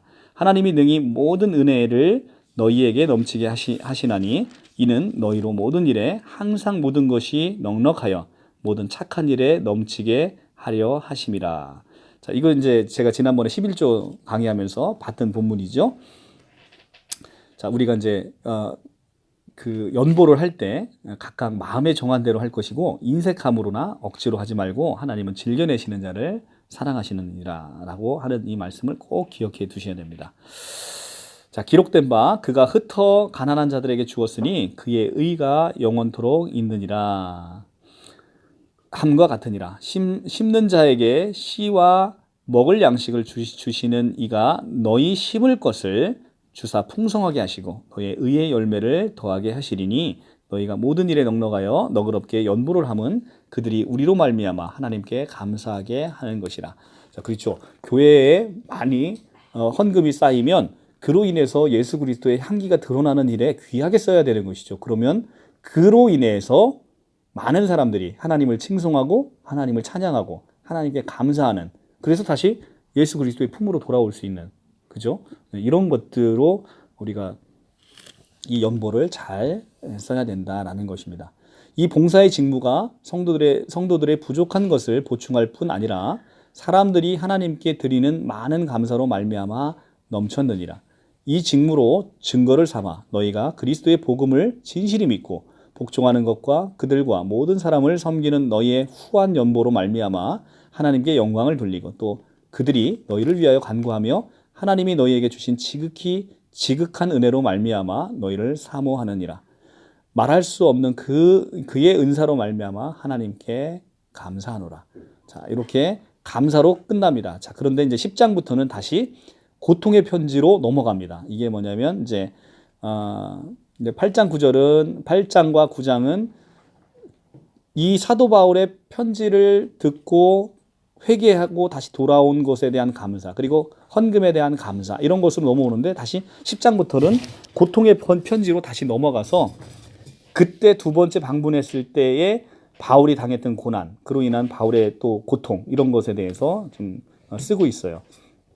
그런 시각에서 한번 보시면 너희를 대면하면 유순하고 떠나 있으면 너희에 대하여 담대한 나 바울은 이제 그리스도의 온유와 관용으로 친히 너희를 권하고 또한 우리를 육신에 따라 행하는 자로 여기는 자들에 대하여 내가 담대히, 여기서 담대히는 엄하게란 뜻이에요. 엄하게 대하는 것 같이 너희와 함께 있을 때에 나로 하여금 이 엄한 태도로 너희를 대하지 않게 하기를 구하노라. 이게 무슨 얘기냐면 우리를 육신에 따라 행하는 자로 여기는 자들, 이런 자들이 고린도 교회에 많았다는 거예요. 이게 흔히 얘기하는 슈퍼 사도들이라고 속칭 얘기하는 사람들이 거짓 선지자, 거짓 형제들이 들어와서 거짓 사도들이 들어와서 이 바울에 대해서 바울이 행하는 모든 것들은 성령에 따라 행하는 것이 아니라 육신에 따라 행하는 것이라고 그렇게 바울의 사도직을 폄하했죠. 그런 자에게 이제 엄한 태도로 내가 너희를 이제 대하지 않기를 구하노라. 내가 육신으로 행하나 육신에 따라 싸우지 아니하노니 우리의 싸우는 무기는 육신에 속한 것이 아니요 오직 어떤 견고한 진도 무너뜨리는 하나님의 능력이라. 모든 이론을 무너뜨리며 하나님의 아는 것을 대적하여 높아진 것을 다 무너뜨리고 모든 생각을 사로잡아 그리스도에게 복종하게 하니 너희의 복종이 온전하게 될 때에 모든 복종하지 않는 것을 벌하려고 준비하는 중에 있노라. 바울은 10장 3절에서 우리가 육신으로 행하나 육신에 따라 싸우지 아니하고 우리의 싸우는 무기는 육신에 속하는 것이 아니요 오직 견고한 진도 무너뜨리는 하나님의 능력이라고 하고 있어요. 이건 뭐냐면 우리가 모든 것들은 육신으로 행할 수밖에 없죠. 그러나 육신으로 행하는 것과 육신을 따라 행하는 것은 다른 거예요. 우리가 육신을 따라 행하지 않고 우리는 영을 따라 행하는 것이죠. 그런데 영을 따라 행하는 것도 육신으로 행할 수밖에 없는 것이죠. 그러니까 육신으로 나타나니까. 그런데 그것을 어떤 것은 같은 모습이라도 육신을 따라 행하는 것이 있고 어떤 것은 영에 따라 신령하게 행하는 것이 있어요. 그게 바로 제가 누누이 여러분들에게 말씀드렸던 행함과 행위의 차이인 거예요. 행위는 육신을 따라 하는 것이고요. 행함은 우리가 영을 따라 행하는 것입니다. 똑같은 행위예요. 자, 제가 예를 다시 한번 들어볼게요. 제가 교회를 섬깁니다. 교회를 섬기는데 너무 은혜가 차서 영혼들에게 하나라도 좋은 말씀을 드리기 위해서 일주일 동안 열심히 이렇게 그 다니엘 밀리오리의 그 기독교 조직신학개론을 읽습니다. 정말 바쁘고 힘들고 지친 가운데 여러분들에게 말씀 하나 더 주고 싶어 이걸 읽어요. 이것은 행위일까요? 행함일까요? 행함인 거예요. 그런데 내가 이렇게 열심히 읽음으로 내가 하나님한테 큰 상급을 받아야지. 그리고 내가 여러분들에게 나의 뛰어난 지혜를 내가 뽐내봐야지. 라고 하는 것은 이것은 행위입니다. 그러니까 행위와 행함은 먼저 은혜가 먼저 누려지고 아무런 나의 공로가 드러나지 않는 것인데요. 육신으로 행한다는 것은 우리가 하나님의 영을 따라 행하지 않기 때문에 반드시 나의 육신적인 필요와 육신적인 욕망이 채워지는 것에 달려있는 것이에요. 그래서 우리가 신천지에 빠져 있는 사람과 대화를 하다 보면 제일 먼저 그런 얘기를 하죠. 행함이 없는 믿음은 죽은 믿음이야. 행함이 없는 죽은 믿음. 그런 얘기 많이 하죠. 근데 그 얘기가 맞죠. 근데 그 의미를 이해를 못 하는 거예요. 그러니까 신천지는 가서 매일 전도하잖아요. 매일 전도하는데 그것이 나라와 제사장이 되기 위한 것이잖아요. 나라와 제사장이 되기 위해서 전도의 열매를 맺는 거예요. 그러니까 뭐가 되기 위해서 나의 욕망과 나의 필요를 채우기 위해서 하는 것. 이것이 다 행위라는 거죠. 근데 야고보서는 누누이 제가 말씀드리지만 2장 17절 행함이 없는 믿음이라고 되어 있죠. 그러니까 행위가 없는 믿음이 아니라 우리는 행함이 없는 믿음은 당연한 거죠. 왜냐하면 믿음의 결과로 나타나는 것이 행함이기 때문에. 그죠? 그럼 행함이 없는 믿음은 당연히 죽은 믿음이 당연한 거예요, 그것은. 그런데 어떤 특별한 목적을 가지고 하는 것. 이게 바로 육신의 소욕을 따라 행하는 것이죠. 우리 대가를 바라고 하는 거. 이게 다 육신에 따라 하는 것입니다. 똑같은 현상을 놓고도 어떤 사람은 행함이 있는 것이고 어떤 사람은 행위가 있는 거예요. 그러니까 어떤 사람은 육신을 따라 행하는 것이고 어떤 사람은 영을 따라 행하는 것입니다. 그 차이가 여러분들에게 분명히 인식이 되고 느껴졌으면 좋겠어요. 자,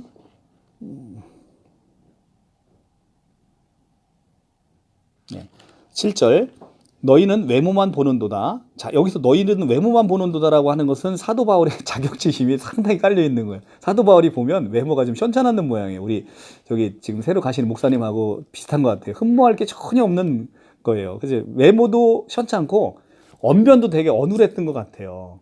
여기 사도 바울은 보면.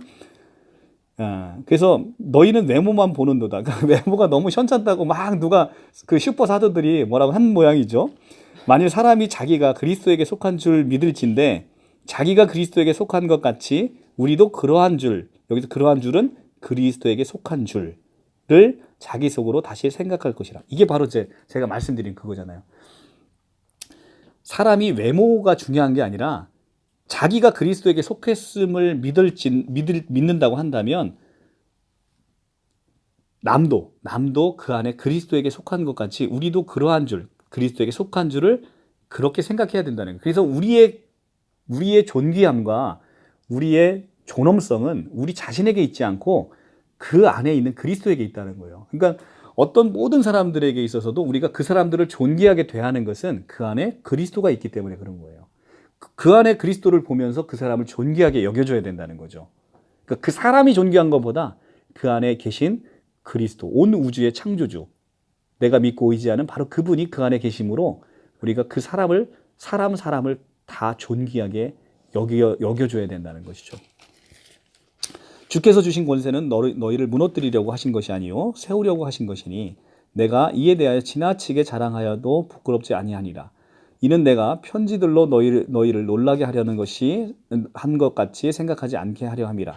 그들의 말이 그의 편지들은 무게가 있고 힘이 있으나 그가 몸으로 대할 때는 약하고 그 말도 시원치 않다 하니. 이게 무슨 얘기냐면 사도 바울이 편지를 썼는데 편지를 보니까 굉장히 무게감이 있고 굉장히 은혜가 넘치고 잘했어. 근데 막상 보니까 그가 몸으로 대할 때 와서 두 번째 방문했다 이제 또 와서 보니까 사람이 약하고 약골인 거예요. 말도 시원치 않은 거예요. 말도 너무 시원치 않은 거예요. 어눌한 거예요. 말도 어눌하니 이런 사람은 우리가 떠나 있을 때에 편지들로 말하는 것과 함께 있을 때에 행하시는 일이 같은 것임을 알지라. 우리는 자기를 칭찬하는 어떤 자와 더불어 감히 짝하며 비교할 수 없노라. 그러나 그들이 자기로서 자기를 헤아리고 자기로서 자기를 비교하니 지혜가 없도다. 그러나 우리는 분수 이상의 자랑을 하지 않고 오직 하나님이 우리에게 나누어 주신 그 범위의 한계에 따라 하노니 곧 너희에게 이른 것이라. 그러니까 이 슈퍼사도들은 자기들의 어떤 그런 예루살렘에서 받은 사도직의 그런 그 편지 그리고 그런 종이 쪼가리 얘가 그리고 자기들의 언변 그다음에 자기들의 고린도 교회는 굉장히 영적으로 은사가 많았다 그랬잖아요. 뭐 방언의 은사, 예언의 은사 이런 것으로 계속 자기들을 드러내고 자랑하는 거예요. 근데 이게 교회에 덕을 세우는 게 아니라 오히려 교회를 해치는 거예요. 나는 뭐 이렇게 방언 받았네, 넌 방언도 못 받았네. 나는 이렇게 봉사하는데 너는 봉사도 못하네. 이런 것으로 서로가 서로에게 상처를 주고 있는 그 현실이 고린도 교회에 있는 것이죠. 그런데 사도 바울은 우리가 분수 이상으로 자랑하지 않고 오직 하나님께서 우리에게 나눠주신 그 범위에 따라서 우리가 예수를 자랑하고 우리의 전해지는 것을 자랑하고 이렇게 하는 것이죠. 그러니까 우리가 너희에게 미치지 못할 자로서 스스로 지나쳐 나아간 것이 아니요 그리스도의 복음으로 너희에게 이른 것이라. 그렇죠. 오직 그리스도의 복음만으로 우리가 너희에게 다가가고 너희에게 이른 것이라는 것이죠. 우리는 남의 수고를 가지고 분수 이상의 자랑을 하는 것이 아니라 오직 너희의 믿음이 자랄수록 우리의 규범을 따라 너희 가운데 더욱 풍성하여지기를 바라노라. 오직 복음밖에 없는 것이죠. 사도 바울에게 있어서는 이는 남의 규범으로 이루어 놓은 것으로 자랑하지 아니하고 너희 지역을 넘어 복음을 전하려 함이라. 자랑하는 자는 주 안에서 자랑할지라. 그렇죠. 자랑하는 자는 오직 자랑할 것은 주 안에서 할 것밖에 없는 거예요. 우리가 자랑할 게 뭐가 있겠어? 아무 공로 없는 우리가. 그러니까 우리가 내 힘으로 뭔가를 한다면 예수는 빠지고 나의 공로가 계속 자랑되는 거예요. 내가 교회에 어떻게 했는데, 내가 교회에 어떻게 헌신했는데, 내가 교회에 무엇인데, 내가 교회의 직분이 뭔데, 자기 공로만을 계속 내세우는 것이죠. 그런데 우리는 우리에게 그 사랑을 주시고 우리의 모든 죄를 용서해 주시고 그리고 우리에게 예수 생명, 창조주의 생명을 허락하시는 그 예수 그리스도 외에는 자랑할 게 없는 거예요. 자랑하는 자는 주 안에서 자랑할지라. 옳다 인정함을 받는 자는 자기를 칭찬하는 자가 아니요 오직 주께서 칭찬하시는 자라. 그렇죠. 결국 우리에게 있어서 그 행실의 옳음과 그름은 누가 판단해요? 주께서 판단하는 것이죠. 마지막에 오셔서 우리에게 상급을 주실 이도 예수 그리스도시요 우리를 판단하실 자도 예수 그리스도신 것이죠. 우리는 누가 우리를 봐서 뭔가 행실을 하는 게 아니라 사람에게 보여지는 게 아니라 우리 안에 있는 그리스도에게 우리가 온전히 주께 매달려서 주께 우리가 칭찬함을 받는 것이죠. 이것이 마지막 때에 여러분들에게 큰 상급으로 올 것입니다. 11절 원하건대 너희는 나의 좀 어리석은 것을 용납하라. 청컨대 나를 용납하라. 내가 하나님의 열심으로 너희를 위하여 열심을 내노니 내가 너희를 정결한 처녀로 한 남편인 그리스도께 중매하려 함이라. 이게 굉장히 유명한 말씀이에요. 11장 2절 내가 너희를 정결한 처녀로 한 남편인 그리스도에게 중매하게 하려 함이라. 그러나 나는 자 이게 보십시오. 우리에게 있어서 우리가 이제 고백하잖아, 물어보잖아요. 예수는 너에게 누구냐? 이게 이제 우리가 주관적 그리스도를 얘기하는 거예요. 그러니까 예수는 우리에게 있어서 우리가 고백하든 고백하지 않든 객관적 그리스도의 모습이 있는 거예요. 자, 우리가 한번 볼까요? 객관적 그리스도. 쉽게 보면 이것은 우리의 고백과 상관없이 우리가 자 서울을 우리가 안 가봤다고 해서 서울이 없나요? 아니잖아요. 우리가 이 대한민국의 대통령이 문재인이 아니라고 고백을 못하더라도 대통령이 문재인 사실은 변함이 없는 거예요. 이것이 바로 우리는 그것을 객관적이다라고 얘기를 하는 거예요. 객관적 그리스도는 첫째는 창조주시라는 거예요. 창조주. 요한복음 1장, 히브리서 1장, 골로새서 1장. 태초에 말씀이 계시니라 이 말씀이 하나님과 함께 계셨으니 이 말씀이 곧 하나님이라. 이 모든 만물이 그로 말미암아 지은 것이 하나도 지은 것이 그로 말미암아 지은 것이 되지 아닌 것이 없다는 겁니다. 그러니까 창조주라는 거예요. 예수 그리스도는 우리가 인정하든 인정하지 않든 그분은 창조주시고 말씀이 계시니라 이 말씀이 하나님과 함께 계셨으니 곧 말씀이 하나님이라. 하나님이신 거예요. 하나님이면 반드시 창조주인 거죠. 이 두 개를 또 모르시는 분도 많아요. 또 하나님인 건 고백하는데 창조주인 건 고백을 못 하시는 분도 또 하나님이 아니면 창조주일 수가 없잖아요. 근데 이 두 개 사실 또 고백을 못 해. 이게 바로 객관적 그리스도이네요. 그리고 이 객관적 그리스도는 이 땅 가운데 성육신하셔서 예수요 인성의 모습으로 이 땅 가운데 오신 거예요. 자, 이런 것이 객관적 그리스도인 거예요. 우리가 인정하든 인정하지 않든. 그리고 그리고 우리의 모든 죄를 구원하시고 구원자시고 우리의 죄값을 다 갚아주신 구속자신 거예요. 구원자고 구속자이신 거예요. 그죠? 그리고 우리의 참 지혜시고 우리의 참 지혜자죠. 지혜자. 그리스도는 우리에게 있어서 이 모든 것들을 다 객관적 그리스도로 이미 이뤄 놓으셨어요. 이건 우리의 고백과 상관없는 거예요. 그런데 이 가운데 이것을 객관적 그리스도를 내가 주관적 그리스도로 고백할 수 있어야 되는 거예요. 객관적 그리스도뿐만 아니라 이것은 나의 고백과 상관없이 객관적으로 존재하는 것이지만 주관적 그리스도는 나의 신앙 고백으로 이것이 내 것으로 받아들여지는 야의 문제인 거예요. 그래서 다 우리가 창조주고 하나님이고 성육신하신 예수 그리스도를 고백하고 예수 그리스도를 구원자로 나의 구속자로 고백을 하는 겁니다. 근데 이 주관적 그리스도의 최고봉은 뭐냐면 이것이 나의 신랑 되심을 고백하는 거예요. 신랑 되심. 이게 주관적 그리스도의 최고봉인 거예요. 이게 이제 더 쉽게 이해를 하면 한 처녀가 너무나 빚이 많았어요. 빚이 너무나 많아서 이제는 삶을 살아갈 수가 없어요. 그래서 자살을 하려고 물에 빠졌어요. 물에 퐁당 빠졌어요. 죽으려고. 그래서 막 이제 사경을 헤매고 있는데 누군가가 이분을 쭉 건져냈어요. 건져내서 이걸 우리는 구원이라고 합니다. 물에 빠져서 혼자 나올 수 없는 상태. 혼자 나올 수 있으면 이걸 구원이라고 부르지 않죠. 구원이라는 개념은 내가 나올 수 없는 곳에서 누군가를 나를 건져내는 것을 구원이라고 합니다.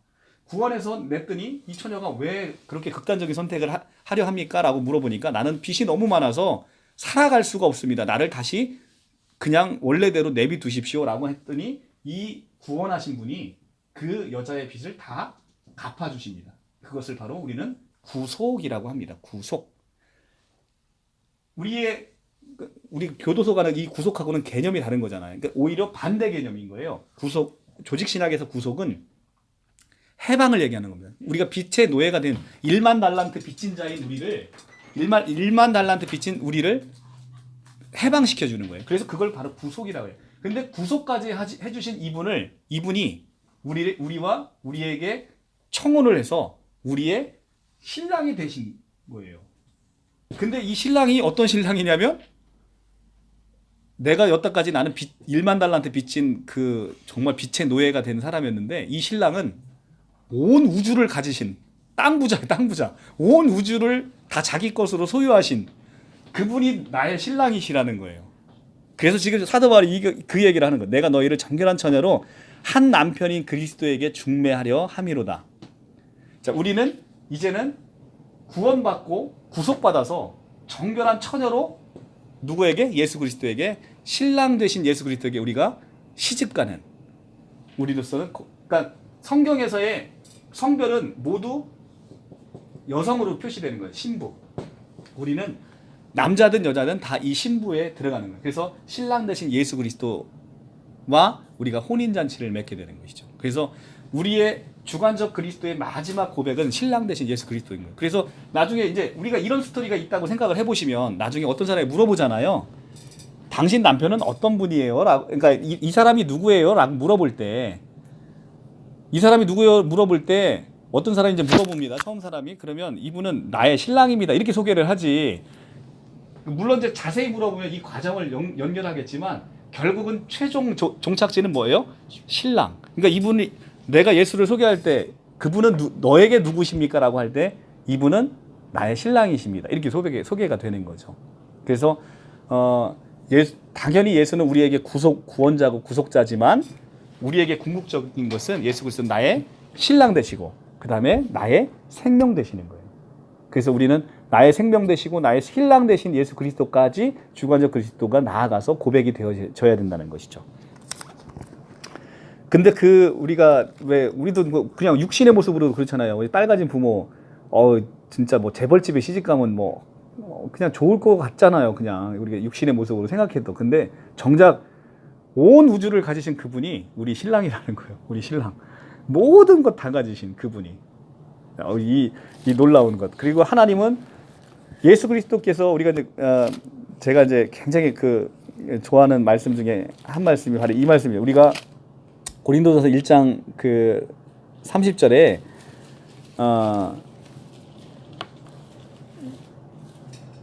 너희는 하나님으로부터 나서 그리스도 예수 안에 있고 예수는 하나님으로부터 나서 우리에게 지혜와 의로움과 거룩함과 구속함이 되셨으니. 자, 그래서 우리는 하나님으로부터 나서 그리스도 예수 안에 있답니다. 이것이 얼마나 큰 복음의 선포예요. 고린도 교회 같이 이렇게 문제 많은 교회도 여기서 너희는 고린도 교인이에요. 하나님으로부터 나서 그리스도 예수 안에 있답니다. 그러니까 우리는 우리의 구원의 확신이 없는지를 이 고린도전서 1장 30절을 보면서 참으로 위안을 받을 수 있는 거예요.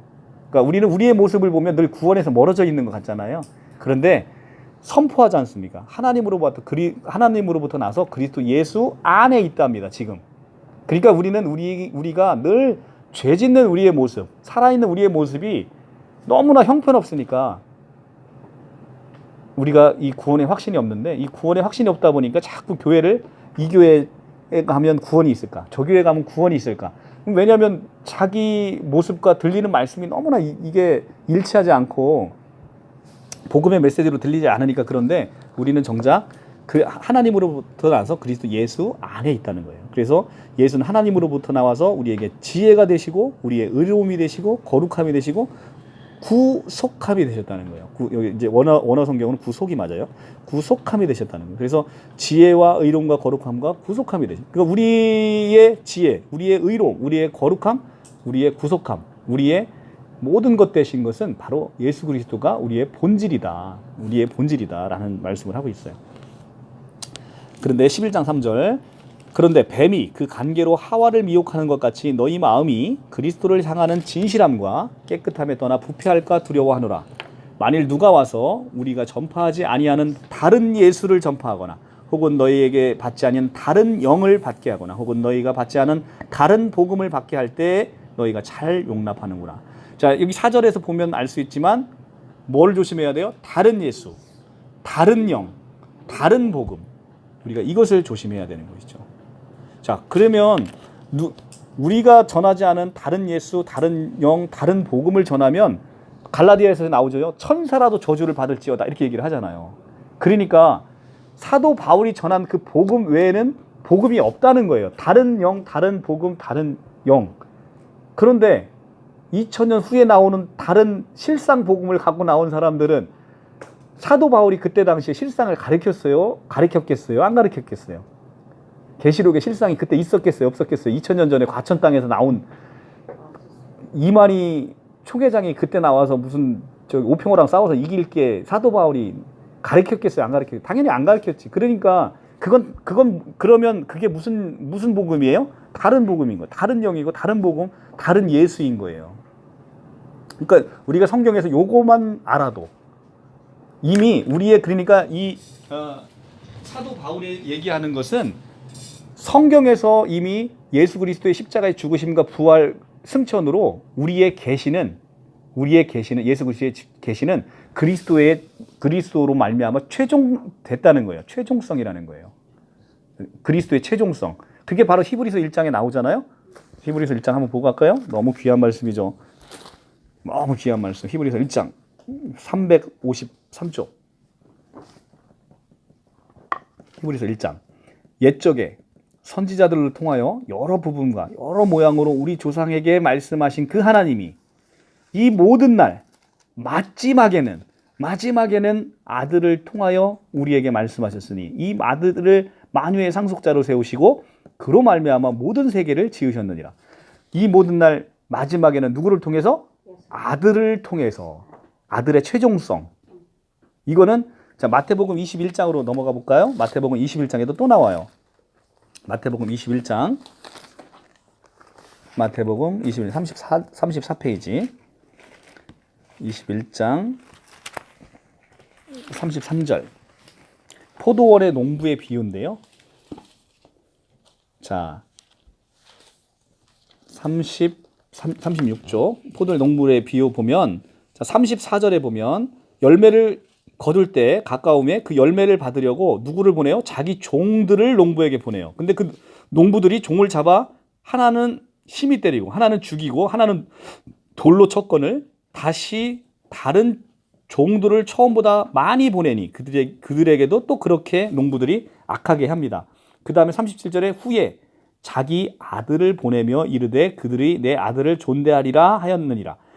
그런데 그 농부들이 아들을 보고 서로 말하되 이는 상속자니 자축이고 우리가 그 유산을 차지하자 하고 이에 잡아 포도원 밖에 내쫓아 죽였으니 그러면 포도원 주인이 올 때 농부들이 어떻게 하겠느냐.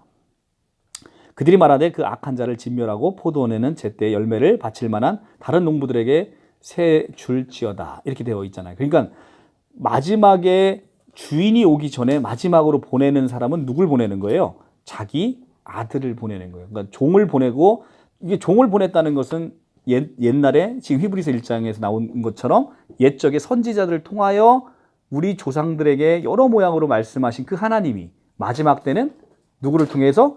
아들을 통해서 우리에게 말씀하신 거죠. 그러니까 아들이 지금 왔다 갔는데 또다시 종이 또 옵니까? 안 옵니까? 안 오는 거죠. 근데 종이 또 왔다는 거, 이만희 총회장님이 종으로 또 왔다는 거 아닙니까? 이게 성경적이지 않은 거죠. 아들이 최종적으로 오고 그 다음에는 누가 오는 거냐면 주인이 오는 거예요. 주인이. 그러니까 예수께서 최종적으로 이 땅 가운데 오셔서 우리에게 복음을 전한 것이죠. 그러니까 우리에게 지금 사도 바울의 이 복음 외에는 다른 예수, 다른 영, 다른 복음인 거예요. 그러니까 신천지, 그 다음에 안상홍 증인회 뭐 이런 것들 진짜로 다 좀 썩어 빠진 이건 뭐 복음이라고 할 수도 없는 거죠. 그건 뭐 아니 복음의 뭐 건덕지라도 뭐 찾아볼 게 있어야 되는데 참으로 어이없죠.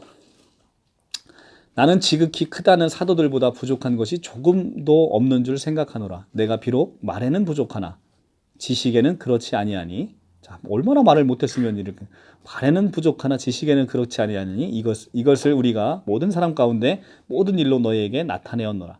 내가 너희를 높이려고 나를 낮추어 하나님의 복음을 값없이 너희에게 전함으로 죄를 지었느냐. 내가 너희를 섬기기 위하여 다른 여러 교회에서 비용을 받은 것을 탈취한 것이라. 탈취한 것이라는 것은 그냥 원조를 받은 것이라 이런 거예요. 너희를 섬기기 위해서 다른 여러 교회에서 원조를 받은 것이다. 내가 너희와 함께 있을 때 비용이 부족하였을 때 아무에게도 누를 끼치지 아니하였음은 마게도니아에서 온 형제들이 나의 부족한 것을 보충하였습니다. 그러니까 마게도니아에서 온 형제들에게 보충을 받았을지언정 내가 고린도 교회 너희들에게 있어서는 내가 비용이 부족하다라고 해서 전혀 도움받지를 않았다는 거예요. 그러니까 내가 모든 일에 너희에게 폐를 끼치지 않기 위하여 스스로 조심하였고 또 조심하리라. 이게 오늘의 우리의 목회자와는 너무나 다르죠. 이게 우리는 그냥 어떻게든지 그냥 하나라도 더 하려고 우리 총회장님 보십시오. 그냥 아주 뭐 벤츠 S 딱 벤츠가 뭐예요? 그 마흐바흐를 타고 다니시잖아요. 마흐바흐를 그냥 뭐 경호원들 쫙 해가지고 그 뭐 참 그리고 아주 호화궁궐에서 살면서 TV 나올 때는 전세방에서 아주 허름하게 살고 있다고 하고 있어요. 예? 그러니까요. 참 그 전세가 얼마인 줄 알아요? 근데 전세가 그 전세가 압구정 전세니까 압구정동 전세는요 그 10몇 억씩 해요. 전세가 이게 일반 서민들이 게 아니죠. 그리스도의 진리가 내 속에 있으니 아가야 지방에서 나의 자랑이 막히지 아니하니라. 어떠한 까닭이냐? 내가 너희를 사랑하지 아니함이냐? 하나님이 여기다 삽입을 했습니다. 하나님이 너희를 사랑하는지 아시느니라. 네, 하나님이 내가 너희를 사랑하는지 아시느니라. 네, 그런 하나님이 내가 너희를 사랑하는지 아시느니라 이렇게 삽입된 거고요. 나는 내가 해온 그대로 앞으로 하리니 기회를 찾은 자들이 그 자랑하는 일로 우리와 같이 인정받으려는 그 기회를 끊으려 함이라. 그런 사람들은 거짓 사도요 속이는 일꾼이니 자기를 그리스도의 사도로 가장하는 자들이라. 꼭 이만희 총회장님 얘기가 꼭 나오죠. 여기서 이것은 이상한 일이 아니라 사탄도 자기를 광명한 천사로 가장하나니. 참 가장도 잘하셔요 거기에는. 그죠?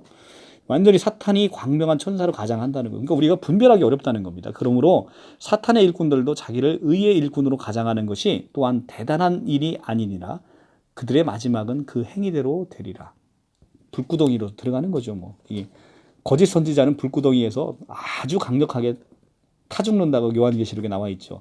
광명한 천사로 가장을 하니까. 그러니까 양에게 선한 양의 탈을 쓰고 오는 거죠. 늑대대로 오면 누가 들어가겠어요, 그죠? 처음에는 딱 양의 탈을 쓰고 온다. 그러니까 우리가 분별할 줄 알아야 되는 것이죠. 바른 복음을 우리가 접하지 않으면 언제든지 우는 마귀가 우는 사자와 같이 우리를 삼킬 자를 찾기 때문에 늘 깨어 있어야 되는 거예요. 내가 다시 말하노니 누구든지 나를 어리석은 자로 여기지 말라. 만일 그러하더라도 내가 조금 자랑할 수 있도록 어리석은 자로 받으라. 내가 말하는 것은 줄을 따라 하는 말이 아니요 오직 어리석은 자와 같이 기탄 없이 자랑하노라. 여러 사람이 육신을 따라 자랑하니 나도 자랑하겠노라. 이제 자랑을 그러니까 줄을 따라 내가 말을 하는 게 아니라 이제는 나도 그러면 그 거짓 사도들이 육신의 자랑을 하니까 나도 한번 내가 뭐 주님이 시켜서 하는 건 아닌데 나도 한번 세상 자랑 한번 해보겠다. 여러 사람에 따라 나도 육신을 따라 자랑 한번 해보겠노라. 너희는 지혜로운 자로서 어리석은 자들을 기쁘게 용납하는구나. 누가 너희를 종으로 삼거나 잡아먹거나 빼앗거나 스스로 높거나 뺨을 칠지라도 너희가 용납하는도다. 나는 우리가 약한 것이 욕되게 말하노라. 그러나 누가 무슨 일에 담대하면 어리석은 말이나 나도 담대하리라. 그들이 히브리인이냐? 이제 자랑질 시작합니다. 그들이 히브리인이냐? 나도 그러하며. 히브리인 중에 히브리인이죠. 그들이 이스라엘이냐? 나도 이스라엘. 이스라엘의 베냐민 지파죠. 베냐민 지파고 그들이 아브라함의 후손이냐? 나도 아브라함의 후손 중에 후손이고 그들이 그리스도 일꾼이냐? 정신없는 말을 하거니와 나는 더욱 그러다. 그러니까 그들이 그리스도 일꾼이니까 정신없는 소리 하고 있네. 나야말로 그리스도 일꾼이야. 이렇게 얘기를 하고 있는 거죠. 그렇죠. 엄청 고난 가운데 복음을 전했으니까 이방 선교를 했으니까요. 내가 수고를 넘치도록 하고 옥에 갇히기도 더 많이 하고 매도 수없이 맞고 여러 번 죽을 뻔했어. 그거 알아? 내가 얼마나 고생했는데 이놈의 새끼들 그것도 모르면서 지들은 맨날 번지러 가면서 좋은 것 헤쳐먹으면서 살고 있으면서 나쁘고 그래? 이렇게 육신의 자랑을 지금 하는 겁니다. 유대인들에게 40에서 하나 감한 매를 5번이나 맞으며 아니 40에서 하나 감한 매 39번이라고 얘기하면 되지 40에서 하나 빠진 매를 5번이나 맞으며 이렇게 이게 이제 무슨 얘기냐면 우리가 유대인들에게 있어 40이라는 수는 39번을 맞았다는 게 아니라 40이라는 수는 이게 그 온전한 고난을 받았다는 거죠. 그러니까 예수께서 40일을 광야에서 금식하셨잖아요. 이게 40일을 금식하셨다는 것은 온전하게 금식하셨다는 거거든요. 우리가 노아의 홍수 때 비가 40주야를 내리잖아요. 40주야를 내렸다는 건 온 세상과의 단절을 얘기하는 거예요. 그러니까 너무 그렇게 엄청난 세상에서 분리될 만큼의 고통을 얘기하는 겁니다. 그러니까 쉽게 얘기해서 이 40에 하나 감한 매라는 것은 내가 죽을 똥을 쌀 정도로 맞았다라는 얘기인 거예요. 그러니까 40이라는 숫자는 온전한 세상과의 단절.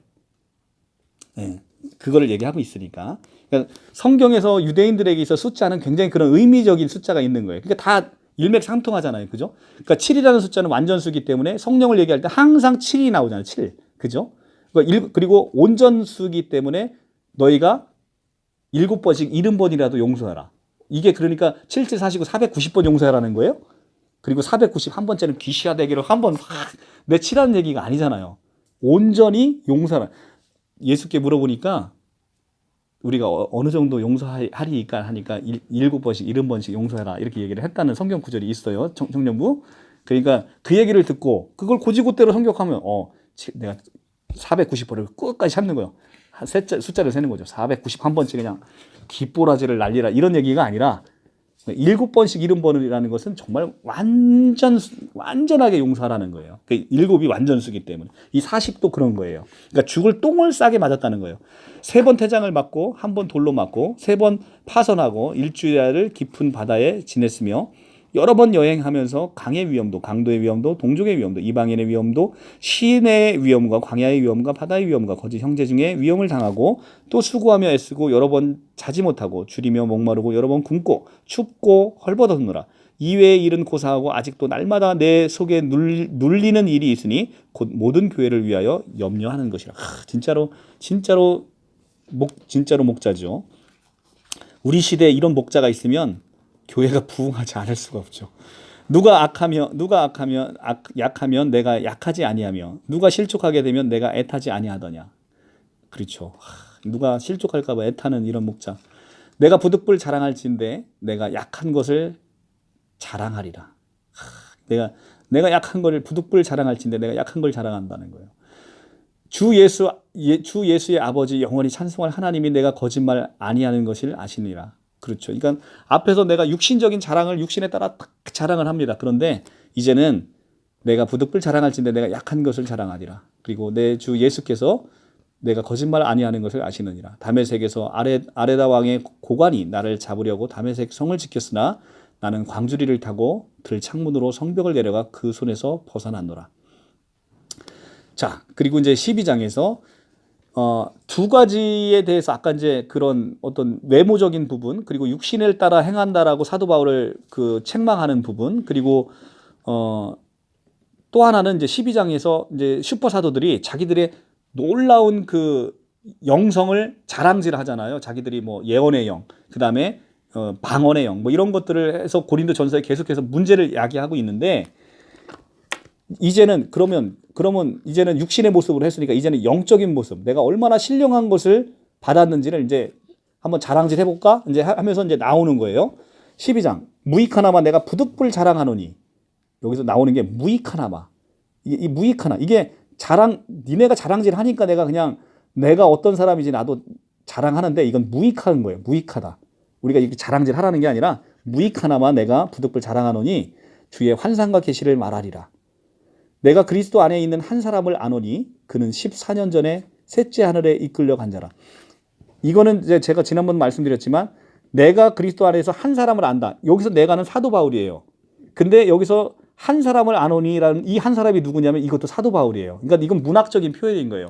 자기가 직접 자기 입으로 자랑질 하려니까 민망하니까 제3자인 것처럼 비유를 해서 얘기하는 겁니다. 이게 신천지가 전혀 이해하지 못하는 문학적인 방법인 거죠. 내가 옛날에 한 사람을 알아. 근데 그 사람이 이러이러한 사람이야. 근데 그 사람이 알고 봤더니 그게 나야. 이런 지금 문학적인 기법을 쓰는 거예요. 14년 전에 셋째 하늘에 끌려 올라간 자라. 그가 몸 안에 있었는지 몸 밖에 있었는지 나는 모르거니와 하나님은 아시느니라. 내가 이런 사람을 아노니 그가 낙원으로 이끌려가서 말로 표현할 수 없는 말을 들었으니 사람이 가히 이르지 못할 말이로다. 모든 계시와 환상을 받은 거잖아요. 사도 바울이.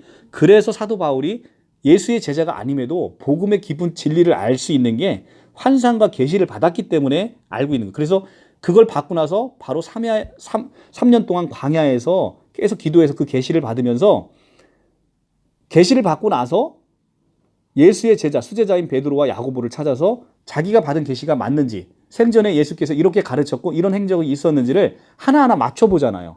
그래서 사도들의 그 인정을 받고 이방 복음으로 나아간 거란 말이에요.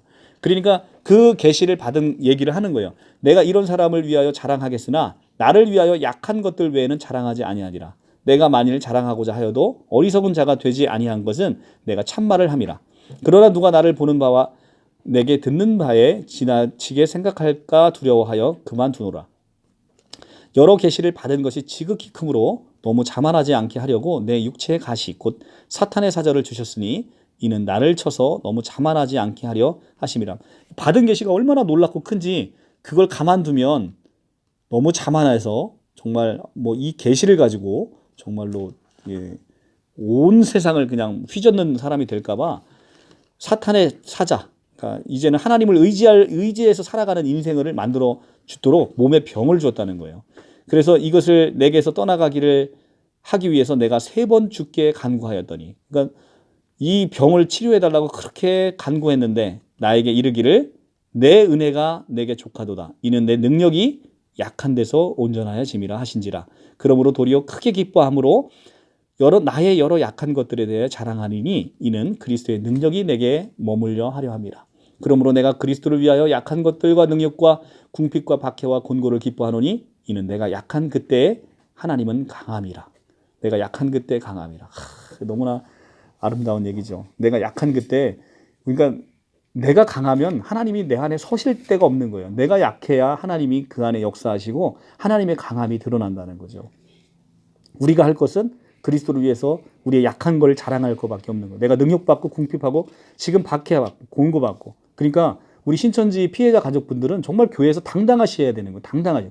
신천지 피해자 가족의 이런 것들이 부끄러워할 게 하나도 없다는 거죠. 내가 지금 현재 받고 있는 이 능력과 궁핍과 박해와 곤고 때문에 우리 가정은 더욱더 그리스도에게 의지하고 그리스도에게 나아가고 그리스도의 은혜를 받고 얼마나 은혜롭습니까? 그러니까 어디 가서 쭈삣쭈삣 하지 마시고 정말로 당당하고 그리고 이로 인해서 내가 그리스도의 능력이 더욱더 내 안에 나타나게 하려 함이라. 그로 인해서 예수 생명이 내게 나타나는 거잖아요. 그로 인해서 예수의 능력이 나에게서 나타나는 거잖아요. 그 약함을 나에게 주신 거예요. 그 약함을 주시기 전에는 내가 얼마나 내 안에 다른 하나님이 있었냐는 거예요. 내가 자식의 하나님이 있었고요. 재물의 하나님이 있었고 내 마음이 가장 가는 그것이 나에게 하나님이라는 거예요. 근데 우리에게 있어서 이제는 옛사람의 모습을 들여다보면 그 하나님이 예수 그리스도가 아니라는 거죠. 그 하나님은 나의 자식이었고 나의 명예였고 나의 재물이었다는 거예요. 그것이 우리에게 내려놔지고 그게 나에게 약함이 될 때 이제는 온전하게 예수 그리스도의 강함이 드러난다는 거죠. 그러니까 혹시 우리가 지금 현재 고통받고 있는 이런 모든 것들이 내주 하나님께서 온전히 하나님 되심을 우리 안에 고백하게 되도록 그래서 내 안에 약함을 주신 게 아닌가라는 우리가 고백이 되어졌으면 좋겠습니다. 내가 어리석은 자가 되었으나 너희가 억지로 시킨 것이니 나는 너희에게 칭찬을 받아야 마땅하도다. 내가 아는 아무것도 아니나 지극히 크다는 사도들보다 조금도 부족하지 아니하니라. 사도의 표가 된 것은 내가 너희 가운데 모든 참음과 표적과 기사와 능력을 행한 것이라. 그렇죠. 사도의 표된 것은 내가 너희 가운데 모든 참음과 표적과 기사와 능력을 행한 것이라. 내 자신이 너희에게 폐를 끼치지 아니한 일밖에 다른 교회보다 부족한 것이 무엇이 있느냐. 너희는 나의 이 공평하지 못한 것을 용서하라. 보라, 내가 이 세 번째 너희에게 가기를 이제 세 번째 방문을 계획하고 있는 거예요. 사도 바울이 고린도 교회. 너희에게 폐를 끼치지 아니하리라. 내가 구하는 것은 너희의 재물이 아니요 오직. 그러니까 여기서 지금 내가 구하는 것은 너희의 재물이 아니요 오직 너희니라라고 얘기하는 이게 왜 나왔냐면 앞에 8장 9절에서 계속해서 뭘 얘기해요? 연보를 얘기하잖아요. 그러니까 돈을 미리 마련하라는 것을 가지고 거짓 사도들이 또 봐라, 사도 바울은 이런 사람이다라고 공격을 하는 거예요. 근데 내가 지금 너에게 재물을 구하는 게 아니라 나는 너희를 구하고 있는 거다라고 지금 얘기를 해주는 거예요. 어린아이가 부모를 위하여 재물을 저축하는 것이 아니요 부모가 어린아이를 위하여 하느니라. 그러니까 여기서 부모는 사도 바울이고 어린아이는 고린도 교인들이에요. 그러니까 고린도 교인들은 사도 바울이 낳은 사람이라는 거예요. 영적으로 낳은 영적 아버지잖아요. 내가 너희를 위하여 크게 기뻐함으로 재물을 사용하고 또 내 자신으로도 내어주리니 너희는 더욱 사랑할수록 나는 사랑을 덜 받겠느냐. 하여간 어떤 이 말이 내가 너희에게 짐을 지우지는 아니하였을지라도 교활한 자가 되어 너희를 속임수로 취하였다 하니, 자, 이 어떤 이들이 슈퍼사도예요. 내가 너희에게 보낸 자 중에 누구로 너희의 이득을 취하더냐. 그러니까 내가 누구한테 너한테 뭐 돈이라도 받았느냐. 내가 디도에게 권하고 함께 한 형제를 보내었으니 디도가 너의 이득을 취하였더냐. 우리가 동일한 성령으로 행하지 아니하더냐. 동일한 보조로 하지 아니하더냐. 너희는 이때까지 우리가 자기 변명을 하는 줄 생각하는구나. 우리는 그리스도 안에서 하나님 앞에서 말하노라. 사랑하는 자들아, 이 모든 것은 너희의 덕을 세우기 위함이라.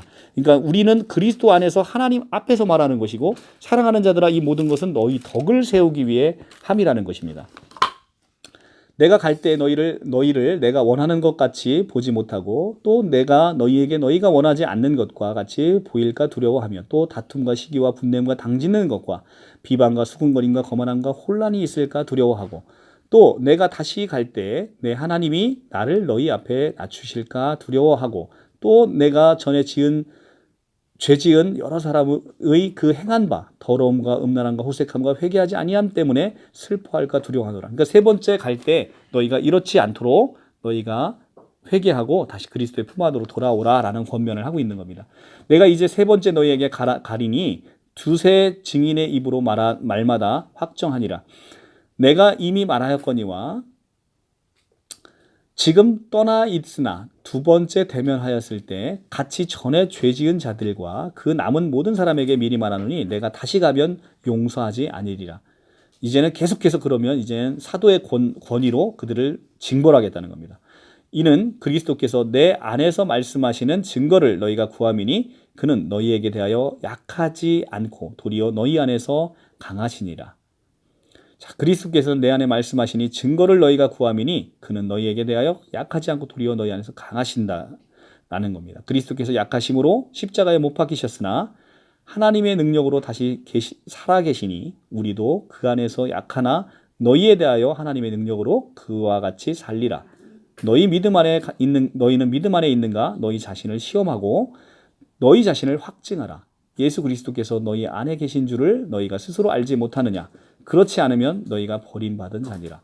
자, 이건 참 귀한 말씀이에요. 이 3절부터 4절의 말씀은 4절 5절 말씀은 그리스도께서 약하심으로 십자가에 못 박혔으나, 그렇죠. 이게 이제 아까 말씀드린 그거예요. 유대인들은 표적을 구하고 헬라인들은 지혜를 권하. 우리는 십자가에 못 박힌 예수를 전하니 오직 이게 그 유대인들에게는 꺼리는 것이요 이방인들에게는 미련한 것이로되 오직 부르심을 입은 자들에게 그리스도는 하나님의 능력이고 하나님의 지혜니라. 얘기하는 게 뭐냐면 우리는 십자가에 달린 그 힘없는 예수를 전합니다. 유대인들은 만왕의 왕으로 오셔서 로마 군병을 다 물리치고 자기들의 왕으로 세워주기를 원했어요. 그런데 정작 그 왕으로 믿었던 예수는 너무 힘없는 모습으로 십자가에 달려 죽었어요. 그런데 그 안에 놀라운 영적인 비밀이 있다는 거죠. 죄의 모습으로, 종의 모습으로 오셔서 우리에게 그 모든 죄를 다 사하시고, 죄 없는 그분이 우리의 죄값을 다 지시고 연약한 모습으로 죽었는데, 그것은 하나님의 능력이고 하나님의 지혜라는 거예요. 하나님의 지혜를 감히 인간이 어떻게 헤아릴 수 있겠어요?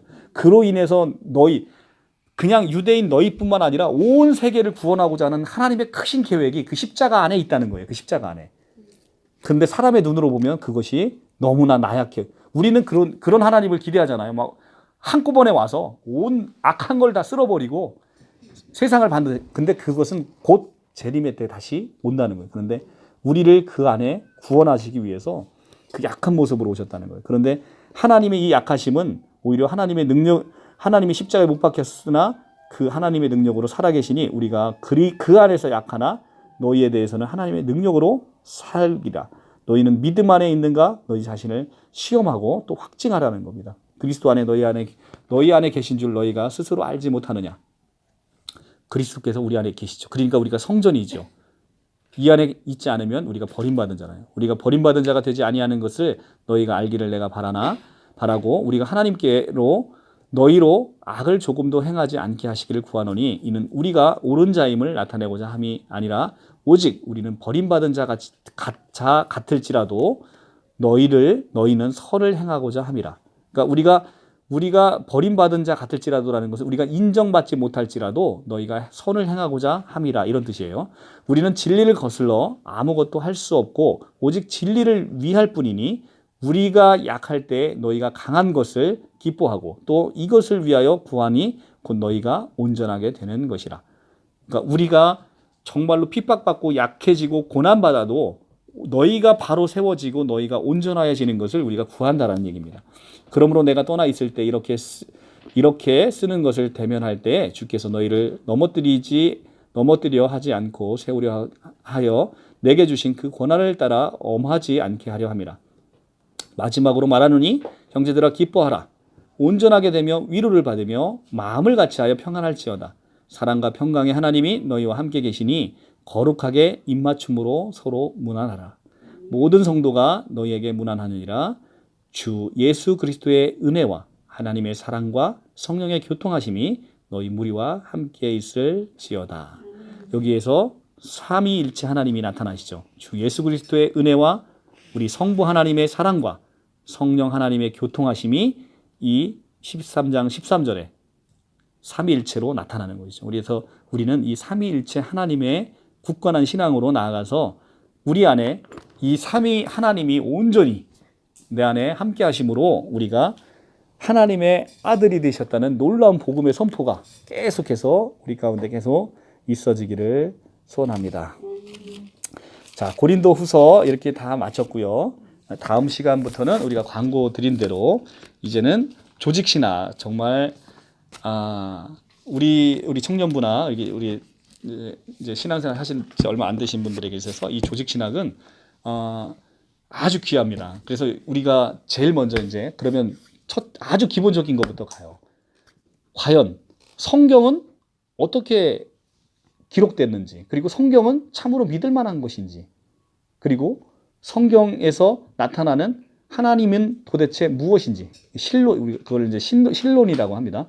신론에서 나타나는 삼위일체론, 그 삼위일체는 도대체 무엇인지, 그 다음에 인간이라는 것은 도대체 무엇인지 인간론에 대해서 나오고요. 그 다음에 인간론이 끝나고 나면 그러면 예수 그리스도는 누구신지 기독론이 나오고, 그리고 우리가 이제 성령 하나님은 도대체 누구냐, 성령론, 그리고 우리가 성령론이 나타나면 우리가 이제 교회론, 우리가 그러면 도대체 또 교회라는 건 또 무엇이냐, 교회론이 나타나고, 그 다음에 우리의 구원은 도대체 어떻게 이루어지는 것이냐, 구원론, 그리고 우리가 마지막 때 재림의 때는 어떤 일이 우리에게 벌어지고 우리는 마지막 때 어떤 모습으로 나타나는 것이냐, 종말론, 이런 하나하나를 배우면서 체계를 쌓으시면서 이 성경을 이제 딱 보시면 이 성경의 이제 모든 것들이 이제 그 조직신학의 그 교리로 다 이렇게 뽑아져 나오는 것이거든요. 그래서 그러면 우리가 이제 믿음 안에서 굳건히 서고, 우리의 자녀들이, 우리의 가족들이 어떻게 해서 이렇게 신천지의 말도 안 되는 것에 미혹되어 있는지를 우리가 잘 볼 수 있어요. 그래서 참으로 안타깝습니다. 우리 한국 교회가 조금 더 복음 안에, 그리고 진리 안에 조금 더 바르게 가르쳤고, 좀 우리가 믿는 바가 무엇 때문에, 우리가 왜 신앙생활을 하는지를 제대로 알았더라면 우리가 영광의 주를 십자가에 못 박을 일도 없었을 것이요, 우리가 이단이나 신천지에 미혹되어질 일도 없었을 것인데, 우리가 너무 진리에서 멀어져 있었구나. 우리가 다시 한번 회개하고 반성하면서 이 조직 신학으로부터 많은 영혼들 이렇게 든든히 세워갈 것이고요. 그리고 저랑 함께 하시는 목사님도 그런 생명 안에서 저랑 같은 그 지도 교수님 아래서 같이 신학을 했기 때문에 저하고 흐르는 영성이 동일합니다. 그래서 정말 생명 안에 거하시고 이 생명이 모든 것이라는 그런 고백이 있으시고, 그리고 여러분들을 아주 아름답게 섬길 생각을 하고 있습니다. 그러니까 우리는 사람의 수에 연연하지 않습니다. 단 한 분이라도 복음 안에서 정말 세워져 가고, 바른 복음, 그다음에 바른 공동체로 세워져서 그 공동체가 정말 영향력이 있어져서 많은 곳에 또 다른 섬김으로, 그리고 우리가 교회가 교회를 섬기고, 그리고 교회가 믿지 않는 영혼들에게 정말 바른 섬김으로 가서 그들에게, 많은 영혼들에게 복음이 전해지고, 그리고 또 우리 가족이 바로 서고 우리 사회가 바로 서는 초석을 한번 놓고자 하는 거예요. 그래서 여러분들께서 많이 기도해 주시고, 또 많이 또 이렇게 헌신하시고 또 해주셔서 여러분들에게는 전혀 부담이 없을 거예요. 전혀 부담 없을 거예요. 그런데 어찌됐든 여러분들이 자원하는 마음으로 되어지는 그 아름다운 공동체를 꼭 만들어 보고 싶은 거예요. 여러분들이 함께 해주시고, 그리고 또 오늘이 이제 마지막이네요. 우리 함께 했던 분들 많이 고생 많이 하셨고, 특별히 우리 베드로 아주 이 자리를 들어서 고맙고 감사하는 마음, 고맙다는, 내가 그 예수님은 아니지만 이렇게 발을 한번 씻겨주면서 발을 한번 씻겨주면서 참 고맙고 감사하고 미안하다는 마음을 이 자리를 통해서 전해드립니다. 자, 기도하고 우리 찬양, 오늘 조금 늦었지만 그래도 찬양 너무 아름답습니다. 찬양 준비한 찬양 한번 하고요, 마치도록 할게요.